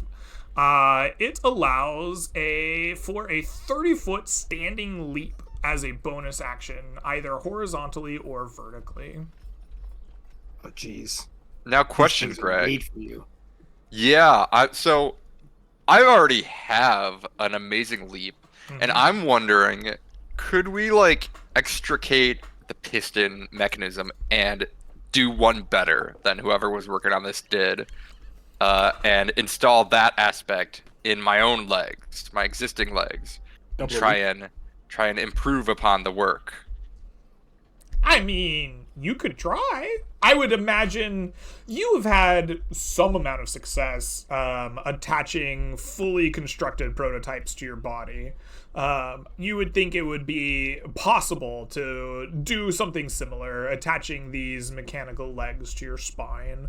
But, like, iterating, improving upon the work, adding it to, like, biomechanically to your own body definitely seems like it would be harder. It seems like there was probably some amount of research or difficulty that might be required, but nothing's impossible. You are currently wearing mechanical wings that are fused to your spine.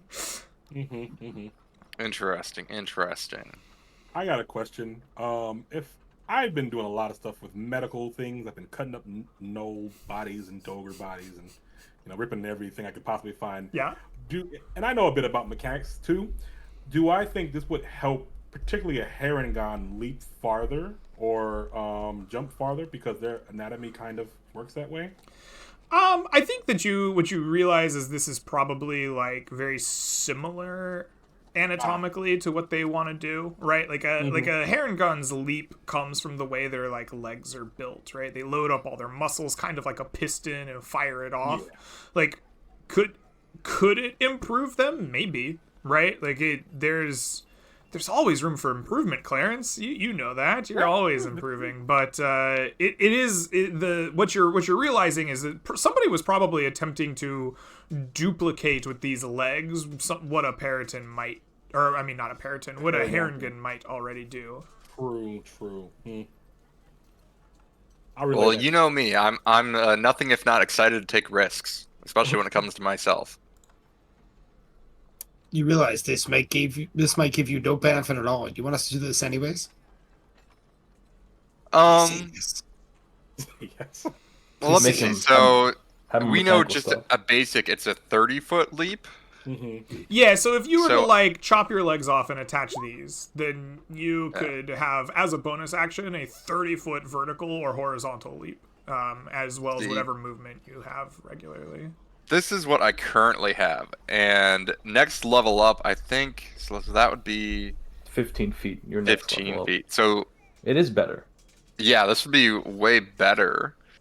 Does it seem to have a limited amount of uses a day, or does it seem like you could handle doing Uh, it very often? it seems like it's built to be used all the time, right? Like it's a bonus action, right? And you hurdle yourself 30 feet in a straight line. You go in a straight line 30 feet horizontally or vertically. Yeah. And Dude, let's do it. That'd Let's be try improvement. to. It would actually be an improvement, yeah. Yeah. Alright. And you know what? If we come across better legs in the future, we can Install them. upgrade. Yeah. Right? That's my approach. You can always upgrade. At some point, you won't need food. You know, if we keep doing this, you'll lose need for food, water. So just keep going. here's the downside. Horo's on it. Oh. Your Provokes that, too. special ability does not provoke an attack of opportunity. The mechanical legs would.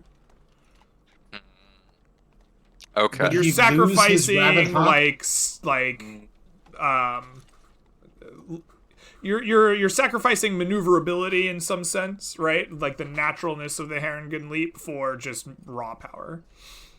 Well, you know what? In that case, maybe we can spend our remaining adventuring points doing some research on seeing, just what it would take to properly integrate them into my existing legs. See if we can do the one better and what sort of things it might require. But no and we surgery can- tonight. No surgery. Maybe, yeah. I don't know about because I like that's pretty useful for getting out of the way real quick. What if a horse had like the mechanical legs? How would that work? That would be such a disaster. Oh, you mean all four mechanic? I was thinking just two of them. Hey, What if a horse could randomly launch itself 30 feet in a 30 straight feet. line?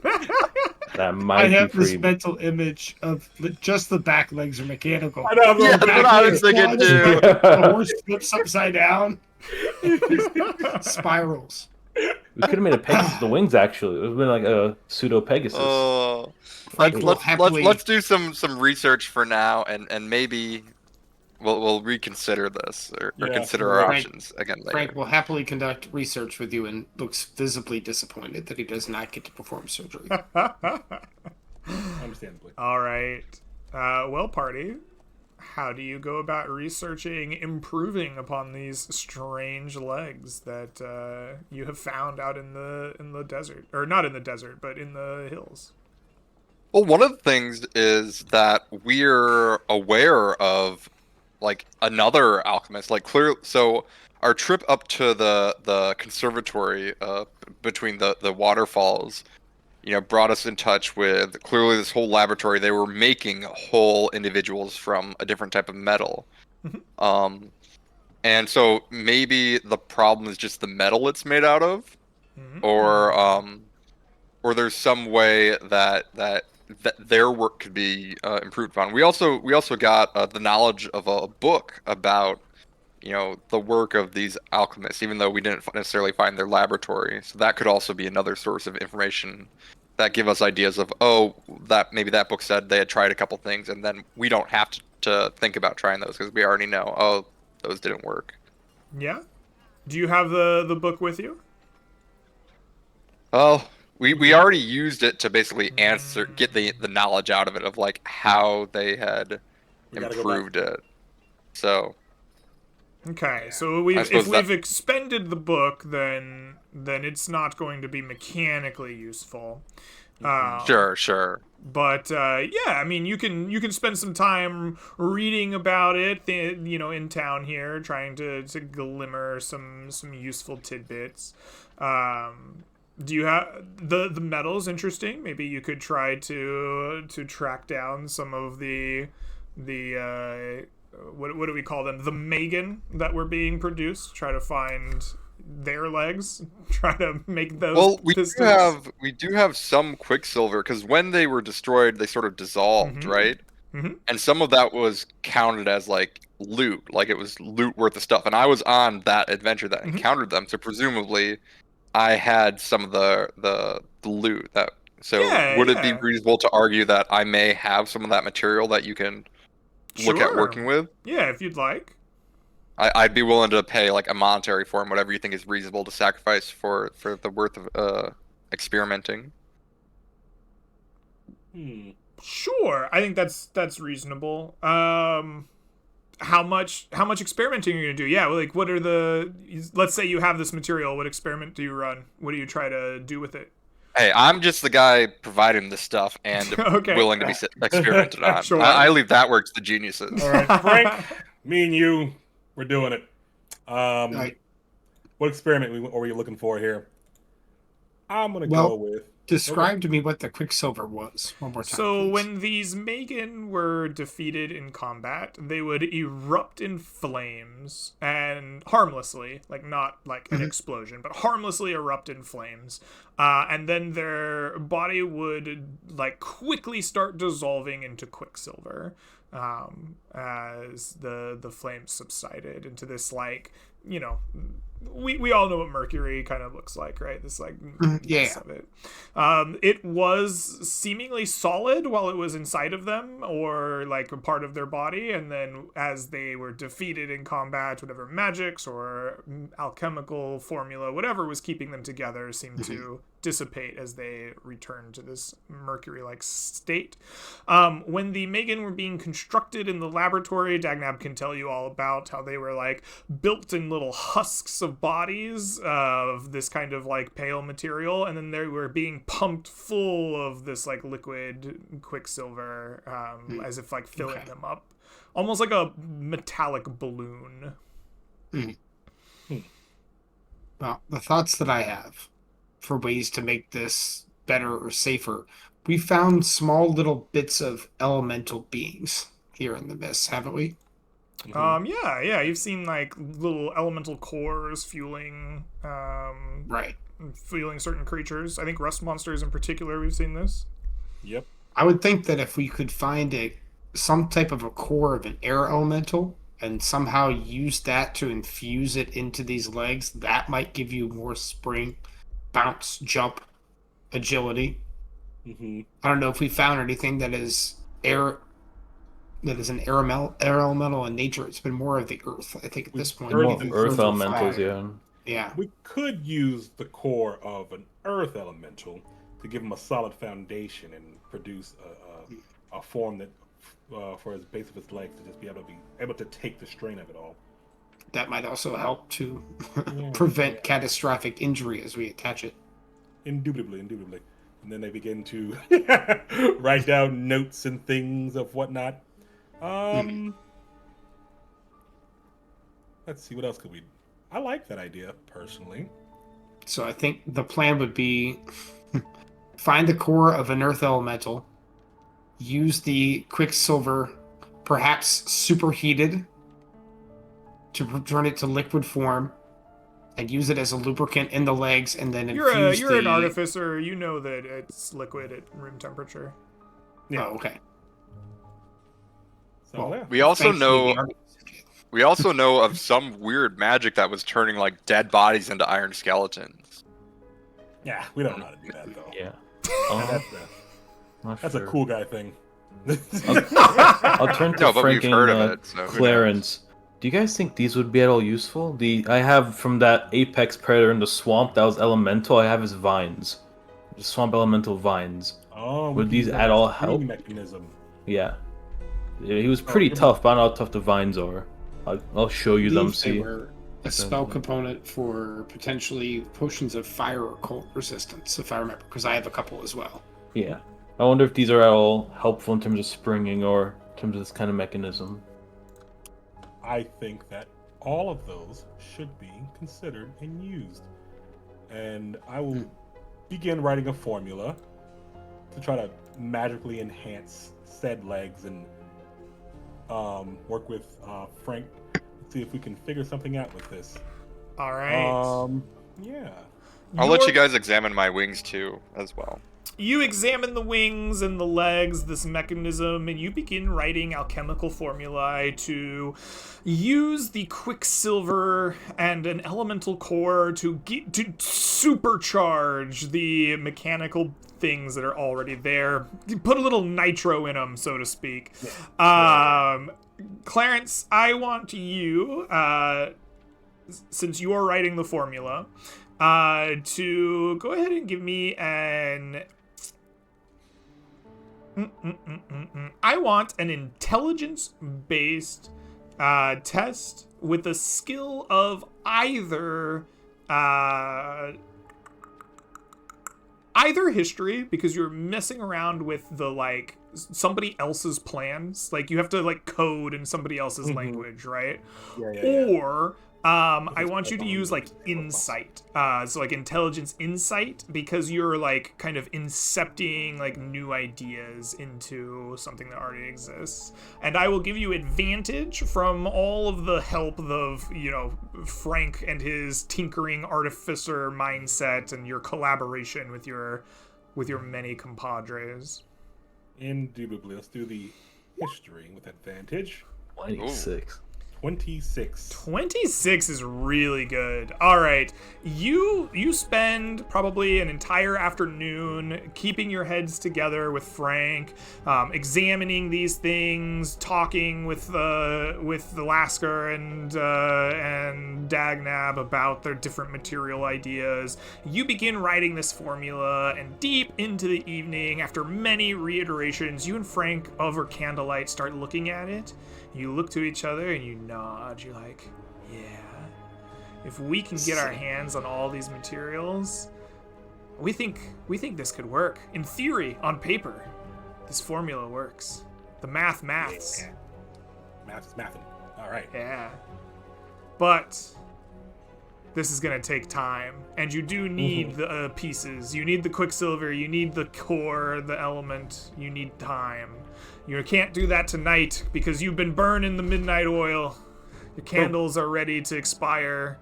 Evening is going to come. You and the party go to bed. The thoughts of extra springy Dagnab dancing in your night's dreams like sugar plum fairies. You can awake the next morning. You have rested in a safe and secure location. Everyone get a long rest per player handbook's rules. You get all your resources essentially back. As well, the town will see you fitted with a fresh set of 5 rations to go adventuring out. As well, in the morning, early on, as you prepare to leave behind the outpost, you get a fresh 7 exploration points. Awesome. Cool. Very cool. You know, I was just thinking, guys, we literally know of a location where the elemental cores exist, or will, or well, you know, in the larva of the rust monsters. Well, Maybe if we have time, we'll stop back there. Or with this colony, if there's a lot of rust monsters. Oh yeah, We can if collect a it lot of turns out cores. that they're connected to the wimpled woman. yeah. So There's she a might big have one a over core. here. All right. You may need minute. Very good. Party, let's go. you set forth, and before we do for your next day of adventuring, we are coming about to 2 hours of our own adventuring. I'm going to go ahead and take a break here. We will come back in about 5 minutes after everyone gets a chance to stretch legs, grab water, or whatever else, and we will see chat very soon.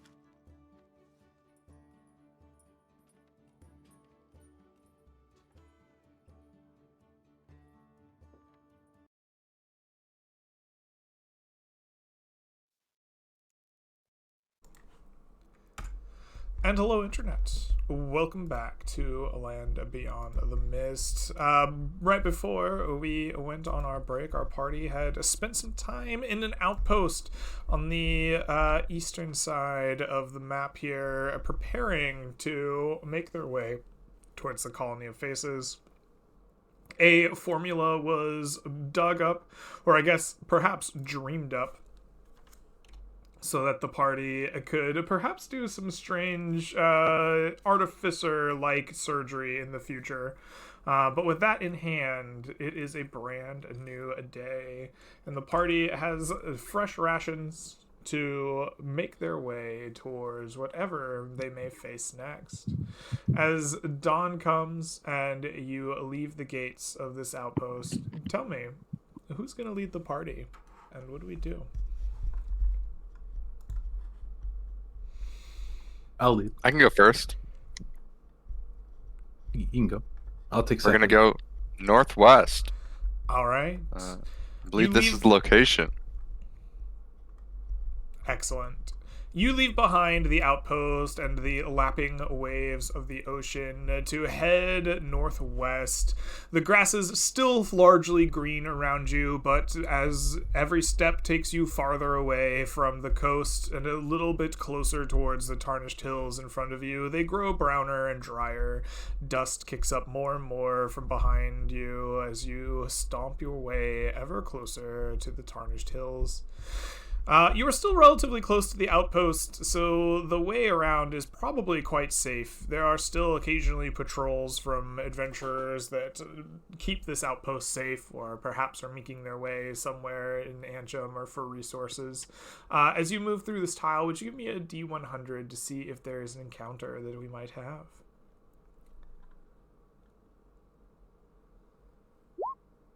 A 49 is not a... That is a either moderate or a light encounter. You will be safe from whatever this may have been, as the people of the outpost keep this area nicely patrolled and safe. The party of four, as they ride their mounts, do not notice any untoward behavior or difficulties. You push on deeper into the tarnished hills, where it will become time for someone else to lead us anew. You have 6 exploration points left. Who will lead us for this next portion of our day's journey? I'll lead. I'll have us go northwest again. Excellent. Closer to the point. Lasker takes the party north and west again, entering into the tarnished hills, leaving the grasses behind with each step. Here, the valleys and hills rise sharply, sometimes less so, sometimes more so. You stick to the easiest paths that you can as you enter the hills proper, keeping the mounts as fresh as possible, preventing as much climbing as necessary from you. The heat returns in full force, both dry and muggy at the same time. As you push your way forward, would you please roll me a D100 on our encounter table? 83. Uh-oh. An 83. Excellent. Let us take a look. Not an 85, so It's we not an don't know what this is. 85. Yes, with an 83, we will in fact have a creature. One of these crustacean-like, ant-like creatures that roam these hills is to be found. Bigger and more terrifying, perhaps, than the smaller ones that you have found before. Would you please roll me a D10 on our surprise to encounter here, to see what might be found? Uh-oh. A 2. This is not an ideal situation for you, party, as you are making your way out of some rocky enclosures, trying to find the easy paths through these hills. A rust monster queen comes upon you, and will do so with some form of advantage. Let us remember exactly what a 2 is. A 2 is a group perception check. You are surprised by this creature, but it doesn't get a guaranteed surprise round. I need each of you to make me a group perception check. Each of you roll perception once to avoid getting surprised in its entirety. Your group DC is 13 against this creature. Come on, Dagnab. I think that might be enough, actually. 22 and 21 is 43, 53, 57. Bye by 4. 57 is bigger than 52. 57 is bigger than 52. You succeed. You manage to find the burrowing creature coming out of the ground or towards you before it pops up and gets its full surprise round. You steal yourselves party as a Rust Monster Queen approaches. Everyone, roll me initiative, please. There we are. Wait, where are we? Oh, hee. Why am I struggling to find you on the regular map? Here we are. Huzzah. Oh, What? Zod. Somebody goes before Dagnab? That's not possible. Is that doesn't sound right. Surely there's a flaw. It's impossible. It's impossible. All right, I have full initiatives. Party. Clarence, you are going to seize the initiative first as the creature rushes forward towards you. What do you do? Scorching Ray. Just one guy. Scorching Ray, indeed. Go ahead and fire me some Scorching Rays. We got a 15, a 22, and a 23. My goodness, all three of them will hit. For 18, 21 damage. Oh my god. Okay, well, this creature immediately takes 3 Scorching Rays to the face. It begins to burn and scald. You hear popping sounds inside of its little chitinous hide as it rushes towards you. It is immediately bloodied. Don't get too close. Also, watch your spells, buddy. We don't want to use too many today. All right, and I'm going to back up 1, 2, and say, go for it. You're on. All right. Dagnab, you are the next to react as this creature is just, wailed upon by 3 streaks of fire. What do you do? All right, I am going to, let's see here. I think that I will launch a pie at it. This one will be a simple apple pie. All right, you fire an all-American apple pie at this creature. You will hit. Go ahead and roll me damage. For 13 points of damage, it dies. It does, a little explosion that we've seen before where, it hurt people around it, but you didn't get close to it. Nobody's there. It just looks cool. It's like fireworks. And the creature dies. Okay. Well, speaking of places we can get cores from, Yeah, exactly. We got to do it. Yeah, there's a core right here. I'm going to try and harvest this thing and get the enough. core. You've done this before. You are familiar with the way these rust monsters work. You saddle on up, you slice it open, you find a magical core of earth inside its unfinished body. Would you please, Mr. Dagnab, since this is going to be for your character, roll me 5d8 gold. We need good quality here. We need high quality here. That is 21. Would you please pay 21 gold to the party fund here? I will put that in our money to be spread around to everybody at the end, and you can place this core on your character sheet. sure. Excellent. Nice. Nice. And Alright. as soon and as sudden as the monster was here, it is gone. And it is cut up. And the core is taken away. The party, with just pure unadulterated efficiency, moves on, I suppose, unless there's anything else you want to do with it. Nope. Excellent. Nope. You arrive in the Tarnished Hills in your hex of choice. You walk until it is time for somebody new to lead the way. Who will lead us for the next portion of the day? I'll take this one. Yeah, you And we'll it. go northwest to this space right here. All right, you head northwest once more, pushing into as deep a place as you can in the hills before reaching the foot of this mountain, whereupon the prophetic dreams have been leading you.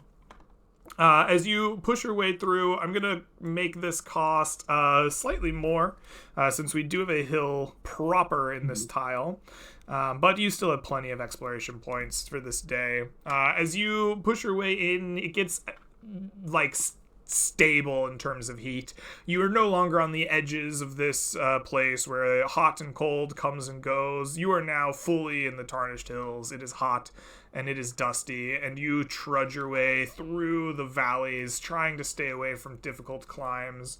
As you push your way in, will you please roll me a D100? It's an 18. 18. That is going to be no Pretty good. encounter for you today, or at least in this portion. As you truck your way further and further in, you see crying hawks in the sky, perhaps a rabbit or a goat bounding about here and there, but nothing untoward, nothing that disturbs your push deeper and deeper into these hills. For whatever reason, I can't open this. All right, let us refresh the page. But you will arrive, and it'll be time for someone new to lead the party. Who will step up to lead for this next portion of the adventure, and what will we do? This comes to me. Excellent, We are going Clarence. to short rest because we need to prepare for our investigation into Okay. and beyond. Well, rather than pushing the party forward, Clarence, you take the party's reins and call for a short rest. We'll spend our exploration point for short resting. As well, you will have a chance to eat some small rations, drink from your water skins. Party, you spend a whole bit of your day exploring, stopped here in this hex to rest and recover. You will gain the benefits of a short rest in terms of spells and class features. You can recover them in a player's handbook. You may spend hit dice, up to 1/2 of your hit dice pool rounded up, to recover any hit points that you haven't lost from that Rust Queen encounter. But as you do this, tell me, party, what does this short rest look like as you hunker down to relax and prepare for what's to come? What does this hour or so look like? Greg, I want to check to make sure that we have 2 exploration points left. Is that correct? I have Which can get us to the next hex. I have 3. Did I You said moving into this one would take a Would little take bit 2. more because of the Yeah. hill. We had 7 total, right, from the beginning. You 7 to start. You moved 1, once for 2, 6. You 3, moved 4, once for 5, 6, 7. So yeah, so we should have 3 left. I have 3. Oh, but then we short rested. Oh, This and is then we short short rest. rested. Right. So now we're gonna have 2 to go in there. And then We we should have 2 to go in there. We have enough to correct. get to I'm the sorry, I next hex. hadn't taken away your short rest yet. I was still in. I wanted to make short sure. rest Wanted to talking make mode. sure we did that. Otherwise, the short rest is kind of Would be- silly. Yeah. Yeah.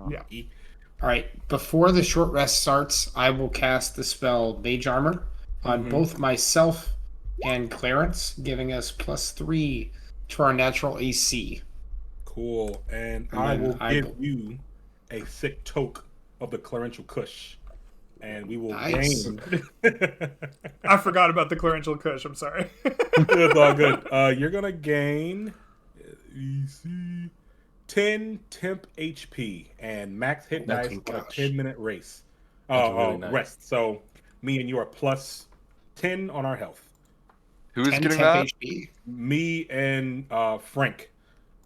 Okay, Nice. I That's only got so many of fantastic. these things. I can't go. fair enough. We wizards we're We're low hit boys.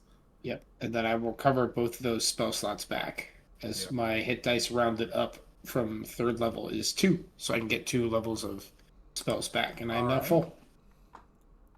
I'm gonna cast a few cat trees and give each of you 2 berries / cat treats and 1 potion of healing, just to put on your sheet, so that everyone can heal a few times at least. How many? 2 good berries and a potion of healing I'm giving as well Cool. to each. 2 good berries. Let's do it. All right. Wonderful. Mhm. Your short rest is one of preparation, it seems, as you cast your spells, gird yourselves. Prophetic dreams have led people to the colony of faces, and you know that you are close. You spend this time preparing yourselves, recovering your spells. And now, it's time to move forward. As we discussed, there are 2 exploration points left in the day. I assume one of them is used marching forward. Mm-hmm. Who's our party leader to make this happen? I can do it. All right. All right. Yep. You push on northward to the foot of the mountains to a place that is known only to a few gifted in dreams and spread about in the rumors of Ancham. As you push yourself forward, the day goes quiet until you hear a buzzing.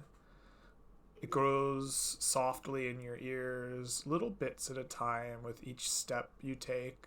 Before too long, it seems the entire area around you is awash in the, siren song of thousands of buzzing insects. You don't see them, but you can hear them, and they grow ever louder. In the as you march into this hex, you can hear them at the foot of this mountain, almost calling you towards them. The intensity of the volume makes you think it is very hard indeed to imagine the number of these insectoids that could be awaiting you. Would you please roll me a D100, Mr. Dagnab, as you press on into the wall of buzzing? Sure. Uh-oh. Okay. A 51. Excellent. Let us take a look and see. That is the wrong handout. Let us take a look and see what a 51 is. On a 49 to 51, you come across the remains of Clockwork Scouts. In fact, you come across the remains of what has to be multiple Clockwork Scouts. But these ones are not functional. In fact, they are not even largely intact.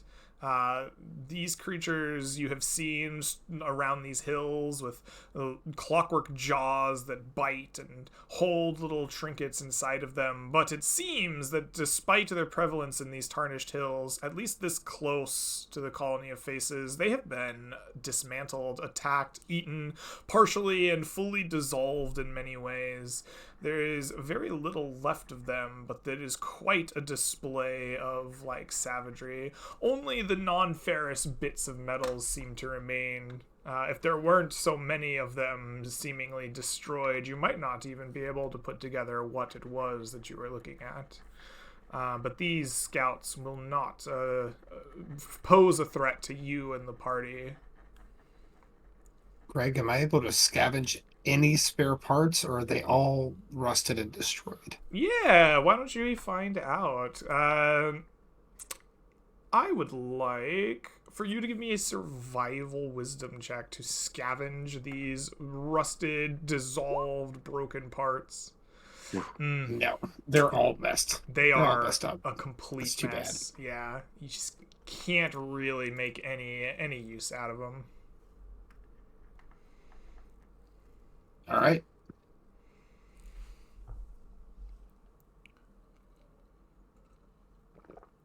Party, you've arrived in the hex. You hear a persistent and constant buzzing from the north. What do you do now that you're here? You can follow it should be fairly simple. Grows louder with every step you take. Shall we think we follow do, until we yeah. find a location? And then, Lasker, do you want to use the potion once we find a location? Yeah. Do we think we can get eyes on it before the bugs see us, though? I mean, I feel like they already know we're here. Yeah, I think we just gotta go to it. Let's get close enough. If we can see it, or at least know where it is, I can do the clairvoyance, yeah. Mm-hmm. That's our plan. We try to find some type of entrance to this lair that we seem to be walking up on. And if we can find it, we're going to use the potion of clairvoyance to try to see inside and see what we can discover. All right.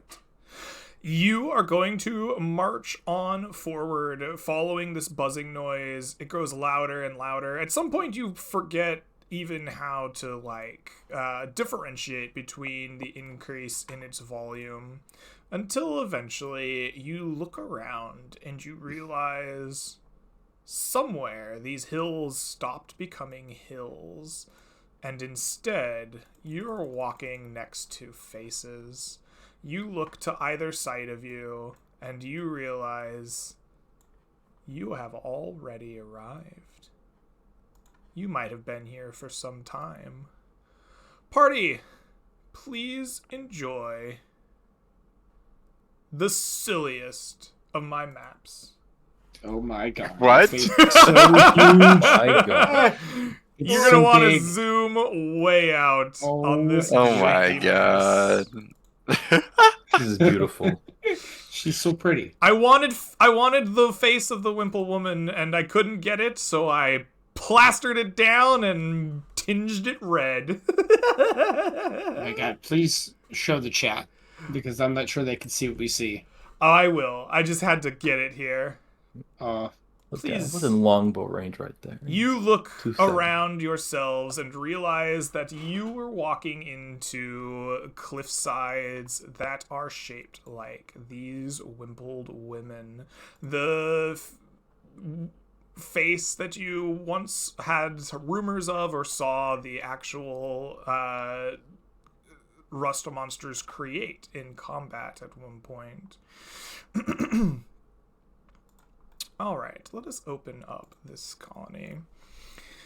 These formations, you realize as you look around, have probably been this way for several dozen or so as you've walked through, each of them resembling the wimpled woman, but in this case you realize they are weeping.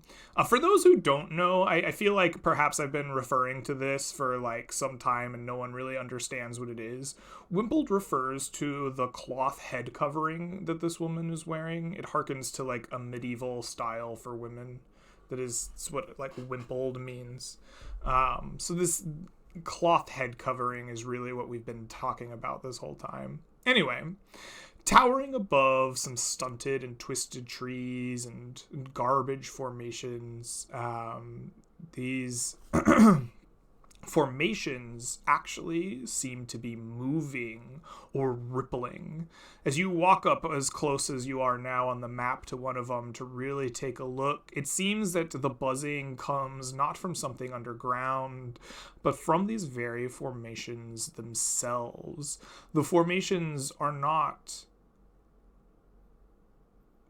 mud or rock, but instead the buzzing, like industrious hides of rust monsters, all facing inwards towards the same location. As they crawl around each other, they form this shape. Each large mound, almost cliff-like in size, is many hundreds, if not thousands, of these rust monsters. You are entirely surrounded in their colony. They do not seem to wish to attack you.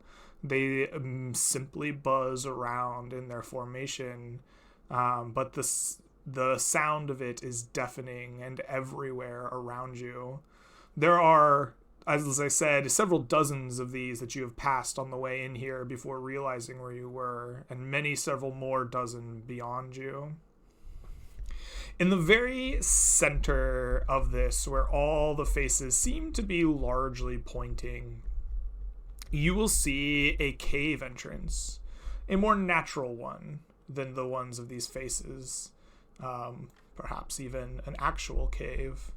And in the entrance to it, you will see two larger creatures, two what we have been calling Rust Monster Queens, standing stately still as if guarding it.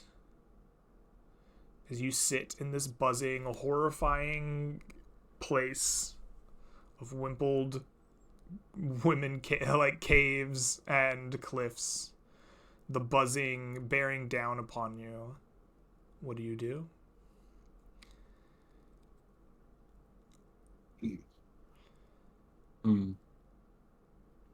Didn't see this coming.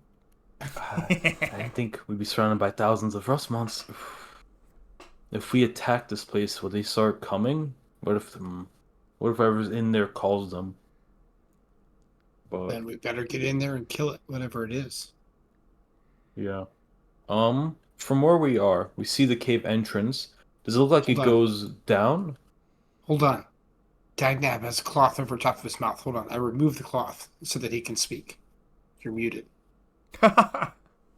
Oh, oops, sorry. I was saying Not so we loud. should Not so loud. we should drink the potion and see what's in there. Yeah. I was asked if it's going downwards because I think I have to pick a point. Because I want a clairvoyance inside this cave. See I what's thought you could going move on it. there. Yeah, it seems like a Okay. cave that leads Okay. down under the ground, for sure. Oh, if I can move it, then yeah. I'm potion of clairvoyance. Give me a second. I don't wanna be next to a face. I wanna be on a nice tree right here. I don't wanna look at that. Away from faces, at least. At least a 60 you foot move as radius far away. away from a face as you can, realizing yeah. that there really is no escape. But you get as like far away as you can from any one colony of rust monsters forming. I hug a this tree for face. comfort. Oh no, you can't move it. Never mind. All right. I'll tell you guys what I see. And I will drink the potion of clairvoyance and go into that cave. All right, you drink a potion of clairvoyance, choosing the point underneath this cave to place your mind's eye.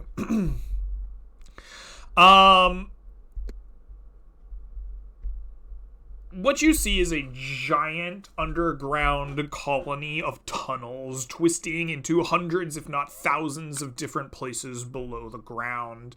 Many of them, despite the length of your clairvoyance vision, you cannot see the end of them as they twist and turn and seem to go on underneath this 36 square mile hex as far as you can see. But in the very center of this hill, as down as far as you can, it seems that you have good luck placing your mind's eye. As you see in the center of it, a strange sight. What you can only describe as some kind of elemental, perhaps earth in general, but the very personification of rust itself. It is in the center of a large conjuration glyph that resembles a woman's visage. You have the chance to kind of watch this for some time, and you can see that as you sit with this potion, looking through the tunnels, watching this elemental, the rust creature, this elemental, is spawning little rust monsters. They are dazed, strange, and incomplete as they spawn, and then rush down one of the myriad tunnels in order to join these colonies that buzz around you. There is little said, there is no noise, there is just the endless buzzing of thousands upon thousands of rust monsters. And you watch, and this strange thing continues. Another, strange and incomplete before rushing off into the myriad tunnels along the way. How often is it spawning? I can't just watch for minutes. Is it I would say very once a periodically? round or so. one spawns or four, like a bunch spawn once around? Does Once it look like? one once around. Okay.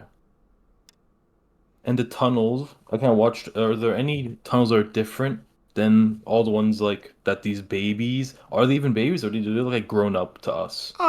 They would look like regular rust monster size. They're Yeah. not rust monster So- queens, but they're like regular Yeah. rust monster size. And is this woman elemental alone in this like the tunnel? elemental is room? not shaped like a woman, but the magical glyph that it is stands in Oh, the glyph is the woman. is, Okay. is in the shape of a woman's visage. Yes. And it's alone in this like center area, Yes. as far as I can tell. Yes.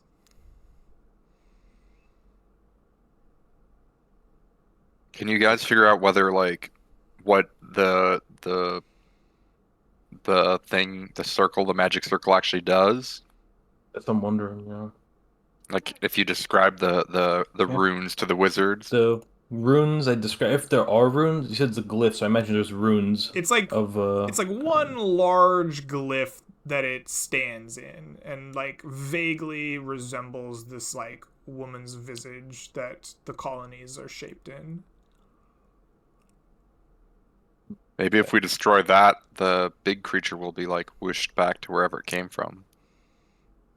Possibly. Or set free upon the world, you know. I don't think that's the actual option, but don't know till you try. We should try. Yeah, we should probably I try. agree. Do we? We should try. Probably be the wizard's I job, vote- right? To poke the faraway Rust Queens with weapons and fireballs. Do you want to try like long? My only worry is I know I'm worried about we shoot, they all wake up. we Some shoot the people. queens, yeah, and we're close to that. These we might have to like be fast. We could try to rush past them, Well, we know, I mean, we certainly can't fight them all. Like, we would be doomed. You don't want to fight thousands of rust monsters? No, as much experience as that I think that would be. No, I don't. Do we know if regular rust monsters are able to burrow well? You've We've seen seen them them burrow. burrow substantially okay. to this point. Absolutely. Yeah. Okay. I wonder. So if, I don't think. Maybe we try not to attack the queens. Like maybe we can. Like again, I think can you guys try to figure out like whether destroying that circle would wish it away first, because we might want to just try to get down to it as quickly as possible and then get rid of it, and that might also erase all the rust monsters if it's the source. I doubt that very much, but it would definitely help and probably stop acquiring more monsters.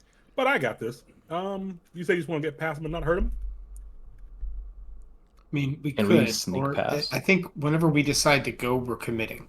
So Yeah, that's- we're committing to go. So if we decide So- we're going to go, then we all I- move forward, kill the queens, or get past the queens, and then do it right Get past past them. them. I got hypnotic pattern for this, so it won't be. Is there any way you guys can determine like what messing with magic circle could do from like using the We'd have to information last year's investigate provided? ourselves. We don't. I point to your Oh. swishy hammer and say, hit the rock really hard until the symbol isn't there. We have to just All know right. it, like up close. I doubt we can do anything from here. Okay. Do you guys want to start the fight running in? I could pass out traces, try to sneak us as close as we can, if we want. I We guys think- want to try pass without trace, or Yeah, Something let's do like that. I think if we're gonna bother trying to get in, we should try to delay the start of combat as much as possible, because if they all turn on us, we're dead either way, and unless stopping the big guy stops them. Because I can shoot from over here. I have because of sharpshooter, I have a 500-foot reach.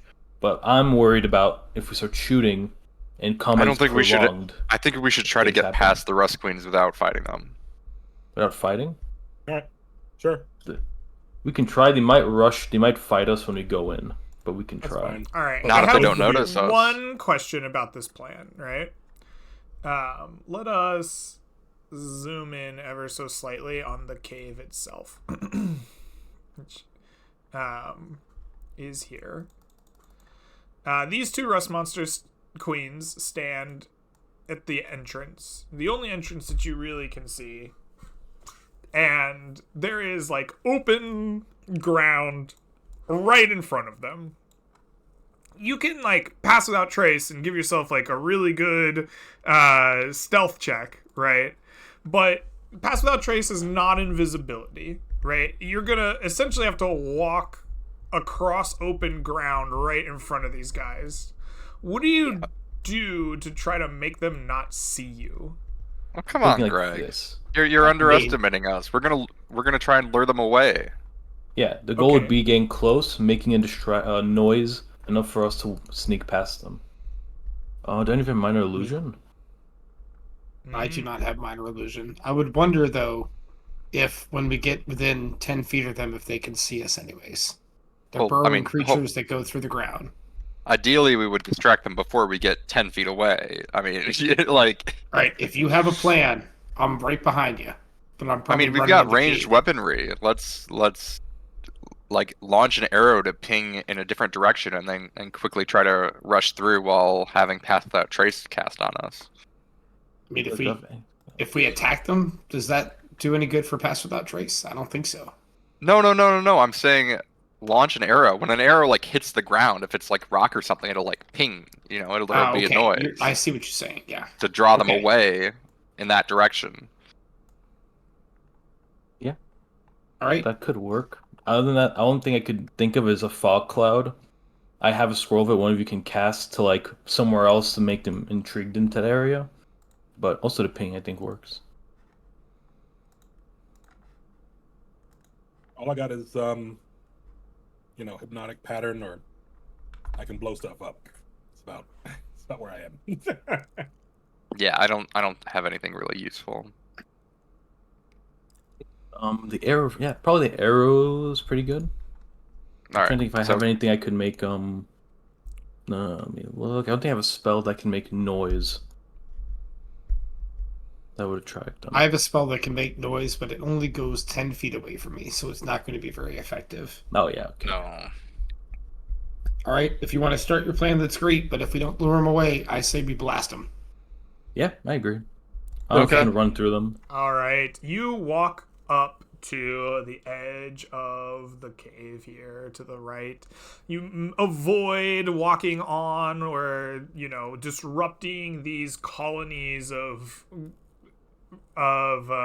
rust monsters, these buzzing, ever shifting like forms of wimpled women made from hundreds if not thousands of the creatures.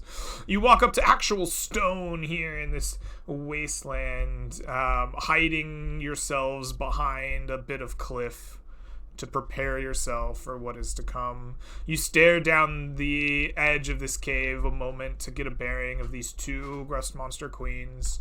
As large as horses, they stand in front of the cave's entrance. What do you do?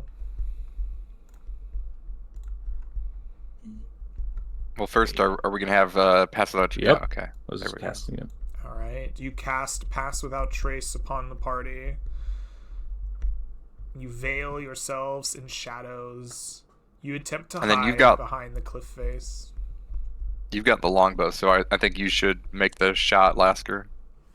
Yeah. Maybe like over What's the- here, or okay, like over what do you here, or think? something. I think a shot over here would be pretty good. All right. You shoot at the rocks, I assume, over here. Yeah, not the woman. Yeah, I Not looked at the it, but colony no. of hundreds of, maybe No, even no. thousands of rust monsters. The fireball would give us a lot of XP. The Asker has like a thought, like a few fireballs, but then I just ping at the ground over here. Try to go behind this kind of area, so they have to, if they want to look at it, they have to go around, kind of. All right.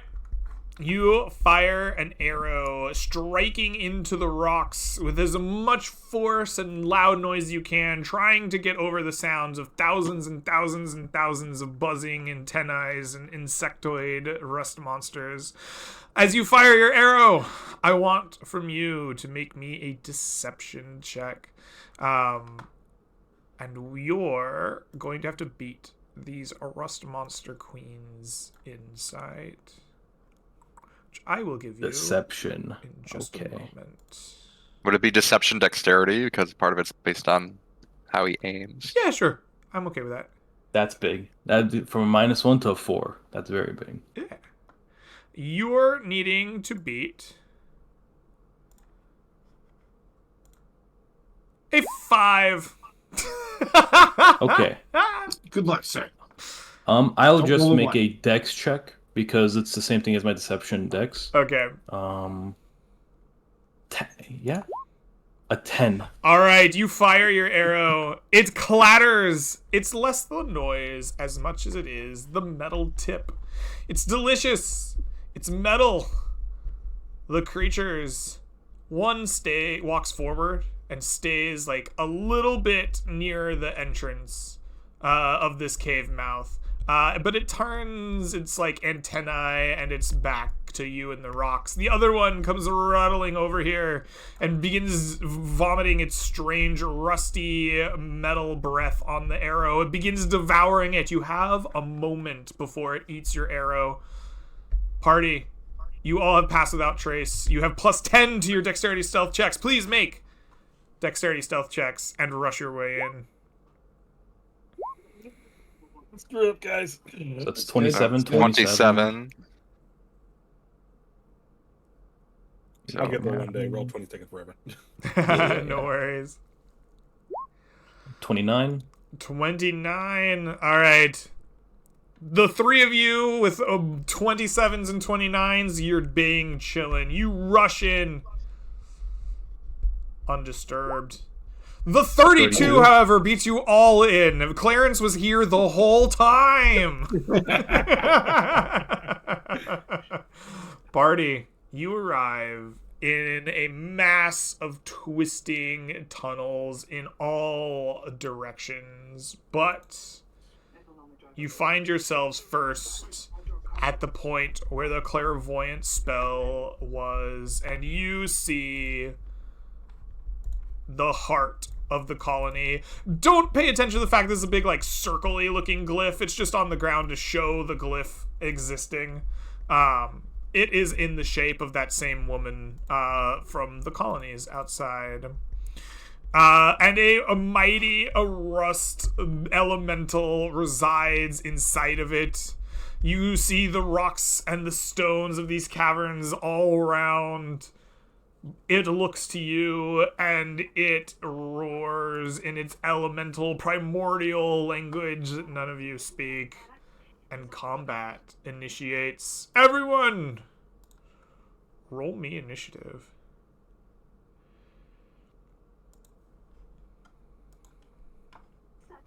We have a little bit more time. Oh no. Yeah, but it saw us immediately.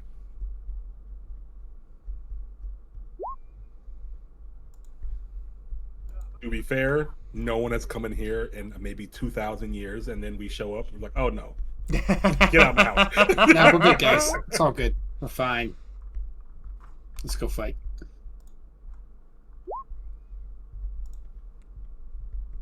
Alright guys, do you think we try to mess with the circle, or what's the plan? I'm shooting. I'm shooting it. I'm shooting it in the face. All That'd be up right. to the wizards. Party! It is Clarence who goes first. You seize the initiative, realizing what has happened as you enter this room. There is a mighty creature ready to rip you to shreds. What do you do?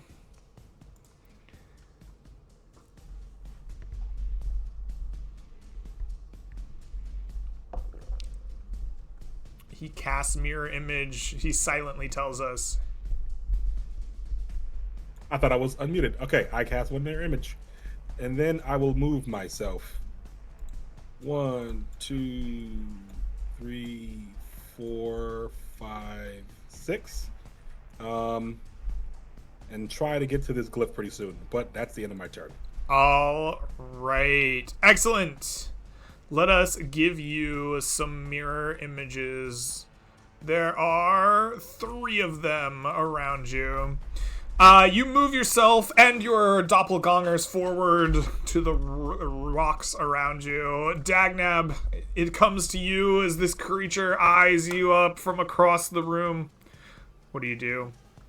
Sure, I'm gonna move over here, and I want to draw its attention away while the wizards who might be able to mess with the glyph try to sneak around to do that. So I'd like to give them an opportunity, and you know, what better way to do that other than doing a pie to the face. But I'm feeling a little intimidated by how large this thing is. So I think I will even the odds a little bit, and I'll uncork a potion and drink it. And this potion is a potion of growth. Nice. You become a large-sized creature now? Hell yeah. I do. Oh, we've got a big bunny on our hands. And I think with that, so I assume that's an action. It's been a while. Drinking a potion is an action, correct. All right, very good. All right, you turn the corner and grow in size, much like the Grinch's heart one day.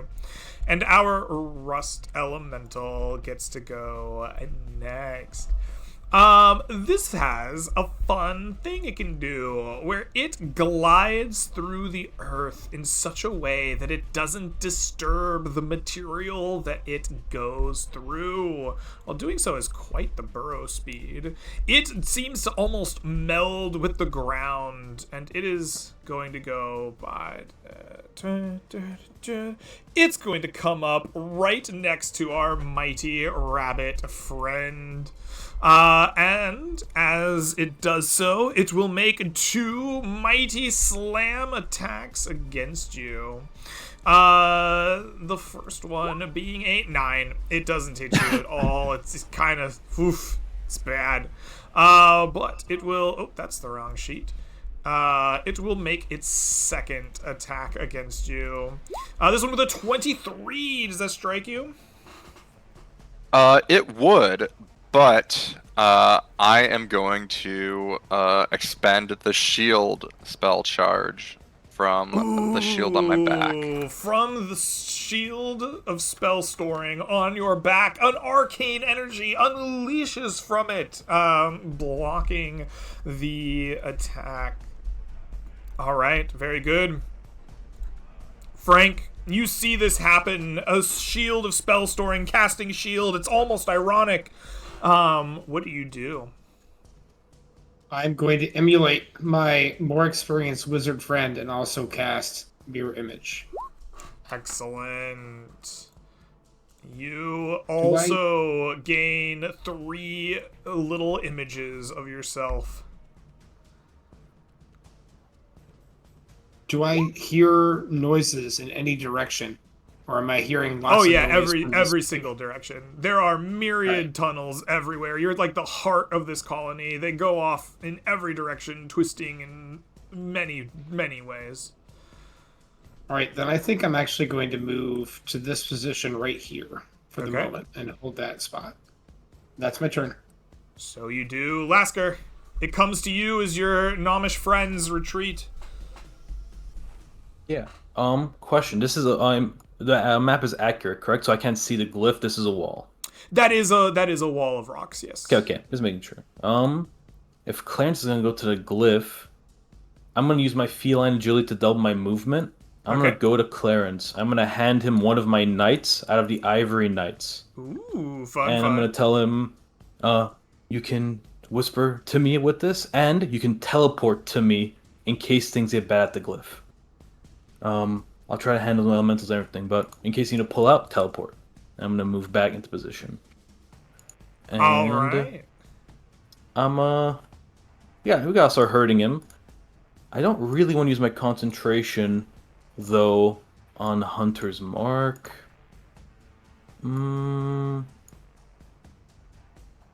I'll just get rid of it. Why not? Actually, no. I'm gonna cast Fairy Fire instead. Only on the elemental. Please have it make a dex saving throw for me. All right. It will make a dexterity saving throw against the violet colors around you. It's not very good at dex, weirdly. But it's good enough today. It is going to save, melding briefly with the stone objects around it before returning to its, like, hulking form in front of Dagnab. Then, I don't think for bonus action, I'll just move I have 20 more move left. Just move 10 feet down here. And my All turn. right. At the end of the round, a Runst monster is summoned from the center of the glyph. And we'll roll into initiative. Boom! Excellente. At the top of the round, Clarence, you see this rust monster appear in the center of the glyph. It is ready to fight. What do you do? Clarence is now torn. He doesn't know if he should go get the rust monster or get the glyph or. I get can the I can damage the sigil if you want. I can disengage with the key point. Don't worry about it. I'm gonna get in there. I'm gonna try my best. So I'm gonna move 1, 2, 3, 4, 5, 6. Yeah, let's keep it moving. 7, 8, 9, 10, 11, 12. And as a bonus action, I'm gonna do the Mantle of Stars. Ooh, seven moves. very fun. All right, you cast your spell, and 7 motes of brilliant light come out surrounding you like a mantle, and you begin to emit light in bright light in a 30-foot radius. All right. As you begin to emote your light, Dagnab, you are facing down this creature. What will you do? So I want to bonus action, use another spell from the shield to cast Hunter's Mark, targeting the elemental. Okay, you absolutely can. You cast Hunter's Mark upon it. Alrighty. And then I will bring out my Warhammer and try to hit this darn thing. All right, you strike it true. Your Warhammer hitting it right dead in the face. 2 things happen. 1, roll damage. It will take some damage from it. And 2, your weapon immediately corrodes. Your weapon now has a -1 penalty to hit and damage from striking the rust monster. Well, in that case, don't worry, Greg. I'm breaking it. I'm doing max damage. Okay, excellent. You break your Warhammer with as much force as you can muster upon the creature. It does seem to resist bludgeoning damage, though. Despite the strength of your hit, it is slightly less than you were hoping for. Okay, well, it will be a total of... do I get to maximize the extra dice from Just enlarge? not the Hunter's Mark dice, just the weapon dice. So you would get you would get 10 on your D10 essentially. All right, gotcha. So that'll be 15 from the base, 3 from enlarge, and 3 from Hunter's Mark. All right, excellent. So 21 total halved. We're going to take 11 points of damage there, which will injure this creature somewhat as your Warhammer explodes on its head. Excellent. With that, the creature will go. It is going to do what we call continue trying to beat that ass. As it just got hit and it's upset by that, it is going to make 2 more slam attacks against you. Dagnab, an 11 does not strike you. You nimbly duck out of the way. It reaches up. It strikes a second time. This time a critical hit. Please take from me 22 points of bludgeoning damage. Also, are you wearing anything metal? No, I am not. Okay, excellent. And you're a magic Well, shield. I have the magic shield. Yeah, but the it's magic not shield won't corrode, so you chillin'. All right. And with that, the element's turn will come to an end. Frank and the gang, you see this elemental beating on your friend with savage attacks. What do you do?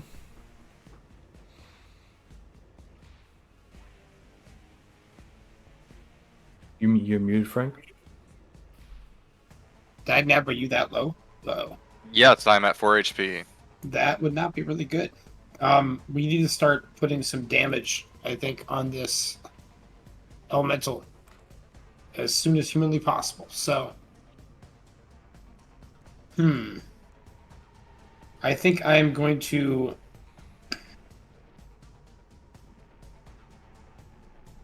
I'm going to move closer to it. We're going to get Alright. close enough to cause some struggles, and I think we're going to pop it with 3 magic missiles. All I don't right. have a much better damage spell at the moment. You fire your spicy missiles at the creature. Pop, pop, pop. Almost max. You smack it with capsaicin for 14 points of damage. That's not too shabby. That is going to get us to this much health. Excellent. Is that the end of your turn? With that, Lasker, you It see the sure creature. is. Huh? It's sure the end of my turn. You keep going, sir. Excellent. Lasker, you see the creature get buffeted by chili pepper-like missiles, but still standing as it looms over your companion. What do you do? Let me think. I can see the spawner, you said? Yeah, The I mean, spawner's like you're. Okay. I'm assuming that either by sound or by reflection or something, you are familiar with what's happening on the other side of this rock in front of you. But like, technically, you couldn't like shoot a bow through it. Does that make sense? Yeah. If I was above the gnomish wizard, I'd have line of sight to it. I mean, from the square you're looking at, you're I don't like, get any line of sight. this. I don't think you could shoot the bug, but you could see like this stuff. Yeah, as in a force spell, can I see it? The bug. Not the bug, the area. I see a Yeah, point of the yeah. area. Yeah.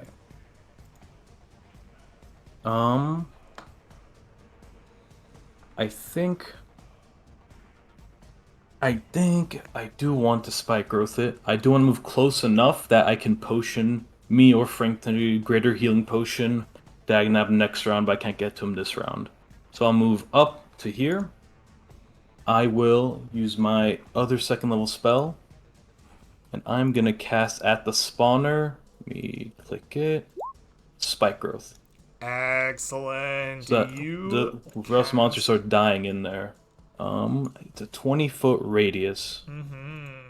You will cast Spike Growth.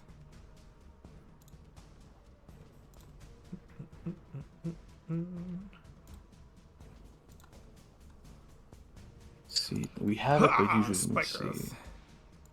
20-foot radius, so 40 foot. I think that is I think it's too big. I'll take it if you want. I'm pretty sure it's huge. 5, 10, 15, 20, 25, 30, 35, 40. Oh, yeah, I made it way too big. Should go like there. That's about right, yeah. A little All bigger. right, It's pretty you're close. gonna put that. I'm assuming like centered on where you can see as close as you can, so something like right there. A little bit down, but around there, yeah. I Alright. want to have enough glyph that Clarence can interact with, but when they spawn, they just take a bunch of damage. Yeah, we'll put it there. It's probably the I can't see through the wall. Yeah, I think that's pretty good. All right. Yeah. pretty good. Excellent. You cast Spike Growth. Massive twisting spikes and spines come erupting out of the ground over this glyph. I would like for you to make me a wisdom saving throw, please. Me? Gotcha. Yes, please. Oh god, okay. What happened? What's going on? I interacted with the glyph, that's what happened. We're about to find out what's going to happen. What can go wrong? You're oh, 3. Ooh, Probably a your lot. magic erupts out of the ground around this glyph. The glyph is going to take damage, 2d4 piercing damage for every 5 feet. This is a 40-foot thing. We already did that. So you are going to... Oh my god, are you dead? That's unfair. I'm gonna say you're a 5-foot creature. You're gonna take 2d4 piercing damage because you take up 5 feet of the glyph. I don't think you should take, like, suddenly too much damage. You get this psychic backlash. This magical aura reacts to you and your magic. Please take 2d4. I'll go ahead and roll it, I guess. Piercing damage. As the glyph itself is going to take so much. 40 feet is going to essentially be...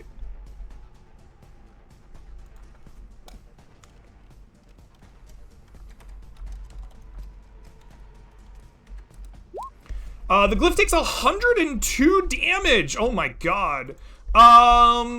Yeah, the glyph is alive, but barely. You see this thing winking out of, like, in and out of existence, Clarence. It's like doing that low health flashing thing. You can almost hear the Pokemon bing bongs in your head. This thing is almost extinguished. I totally meant to do that. It was all part of the plan. You did amazing. Bleed, like my foot's bleeding a lot. I almost gave you 102 points of damage, but I didn't want to instantly kill a character. That felt bad. Hey man, I have a revive scroll. You want to do it? I'll come back. No, I won't. You want to do it? This feels more Alrighty. fair to me. The Rust Monster goes. The Rust Monster knows it's in the trap, but it can't help itself. It's moving 5-10 feet. Go ahead and give me 44 damage as it rushes out towards Clarence. Oof, bad roll 7. It takes 7 points of damage. It's going to survive.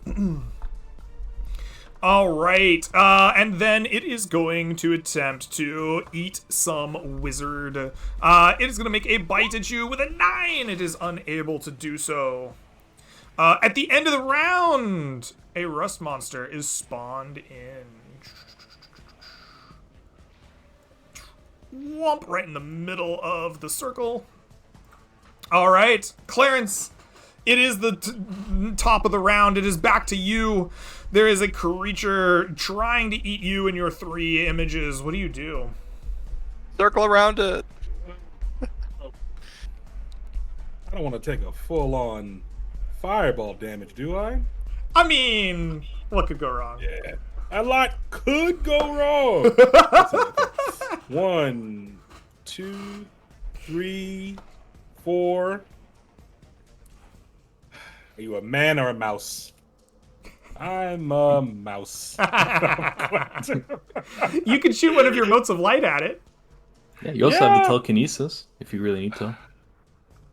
You're not lying about that. You know what? We're shooting. Yeah, we're shooting a mote of light. All We're right. shooting a mote of light. I'm going to give you a radiant roll. Do I have to? Does it automatically hit, or do I? Have to You roll need to to roll hit for it? AC 8 on the glyph. Oh, that. I mean, I shouldn't miss. But... Let us see. Come on, roll 20. Come on, you. Come on. Just work. Just work though. Just do the thing. Okay, cool. All right, let's see what happens. Mantle of Stars. Normal roll. It's on the ground. That's a 19. That hits. Go ahead and roll me that radiant damage. Okay. All right, it takes 19 damage. I need you to make me a wisdom saving throw, please. Please don't die today. I rolled low, so you can roll high, Clarence. Come on. 19 That's saves. Clarence, you save. There is a magic backlash from your radiant attack, but you steel yourself to it, having seen what happened before. Oh god, the turn order, where did it go? Alright, doesn't matter. You see a radiant ball of light erupt against this glyph as it disappears. You have Thank God. destroyed it. Dagnab, it comes to you. The glyph is gone, but the creature, this rust elemental, still stands in front of you. Okay, let's see here. I hate... Well, I don't even know if this is super useful, because it's... Yeah, I don't think... I was gonna do quickened healing, but it only lets me roll a d4 at my level. So that's like a worthless amount of hit points to regain. So instead, what I'm gonna do is just go and do an attack.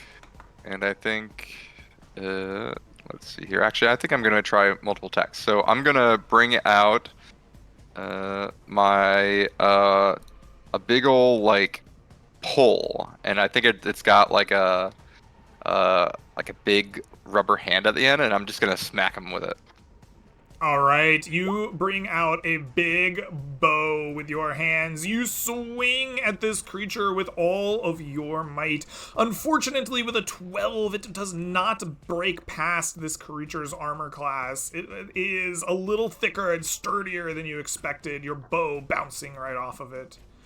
Okay, what I'm going to do for my bonus action is spend a key point on patient defense to take the dodge action. I like it. And that will be my turn.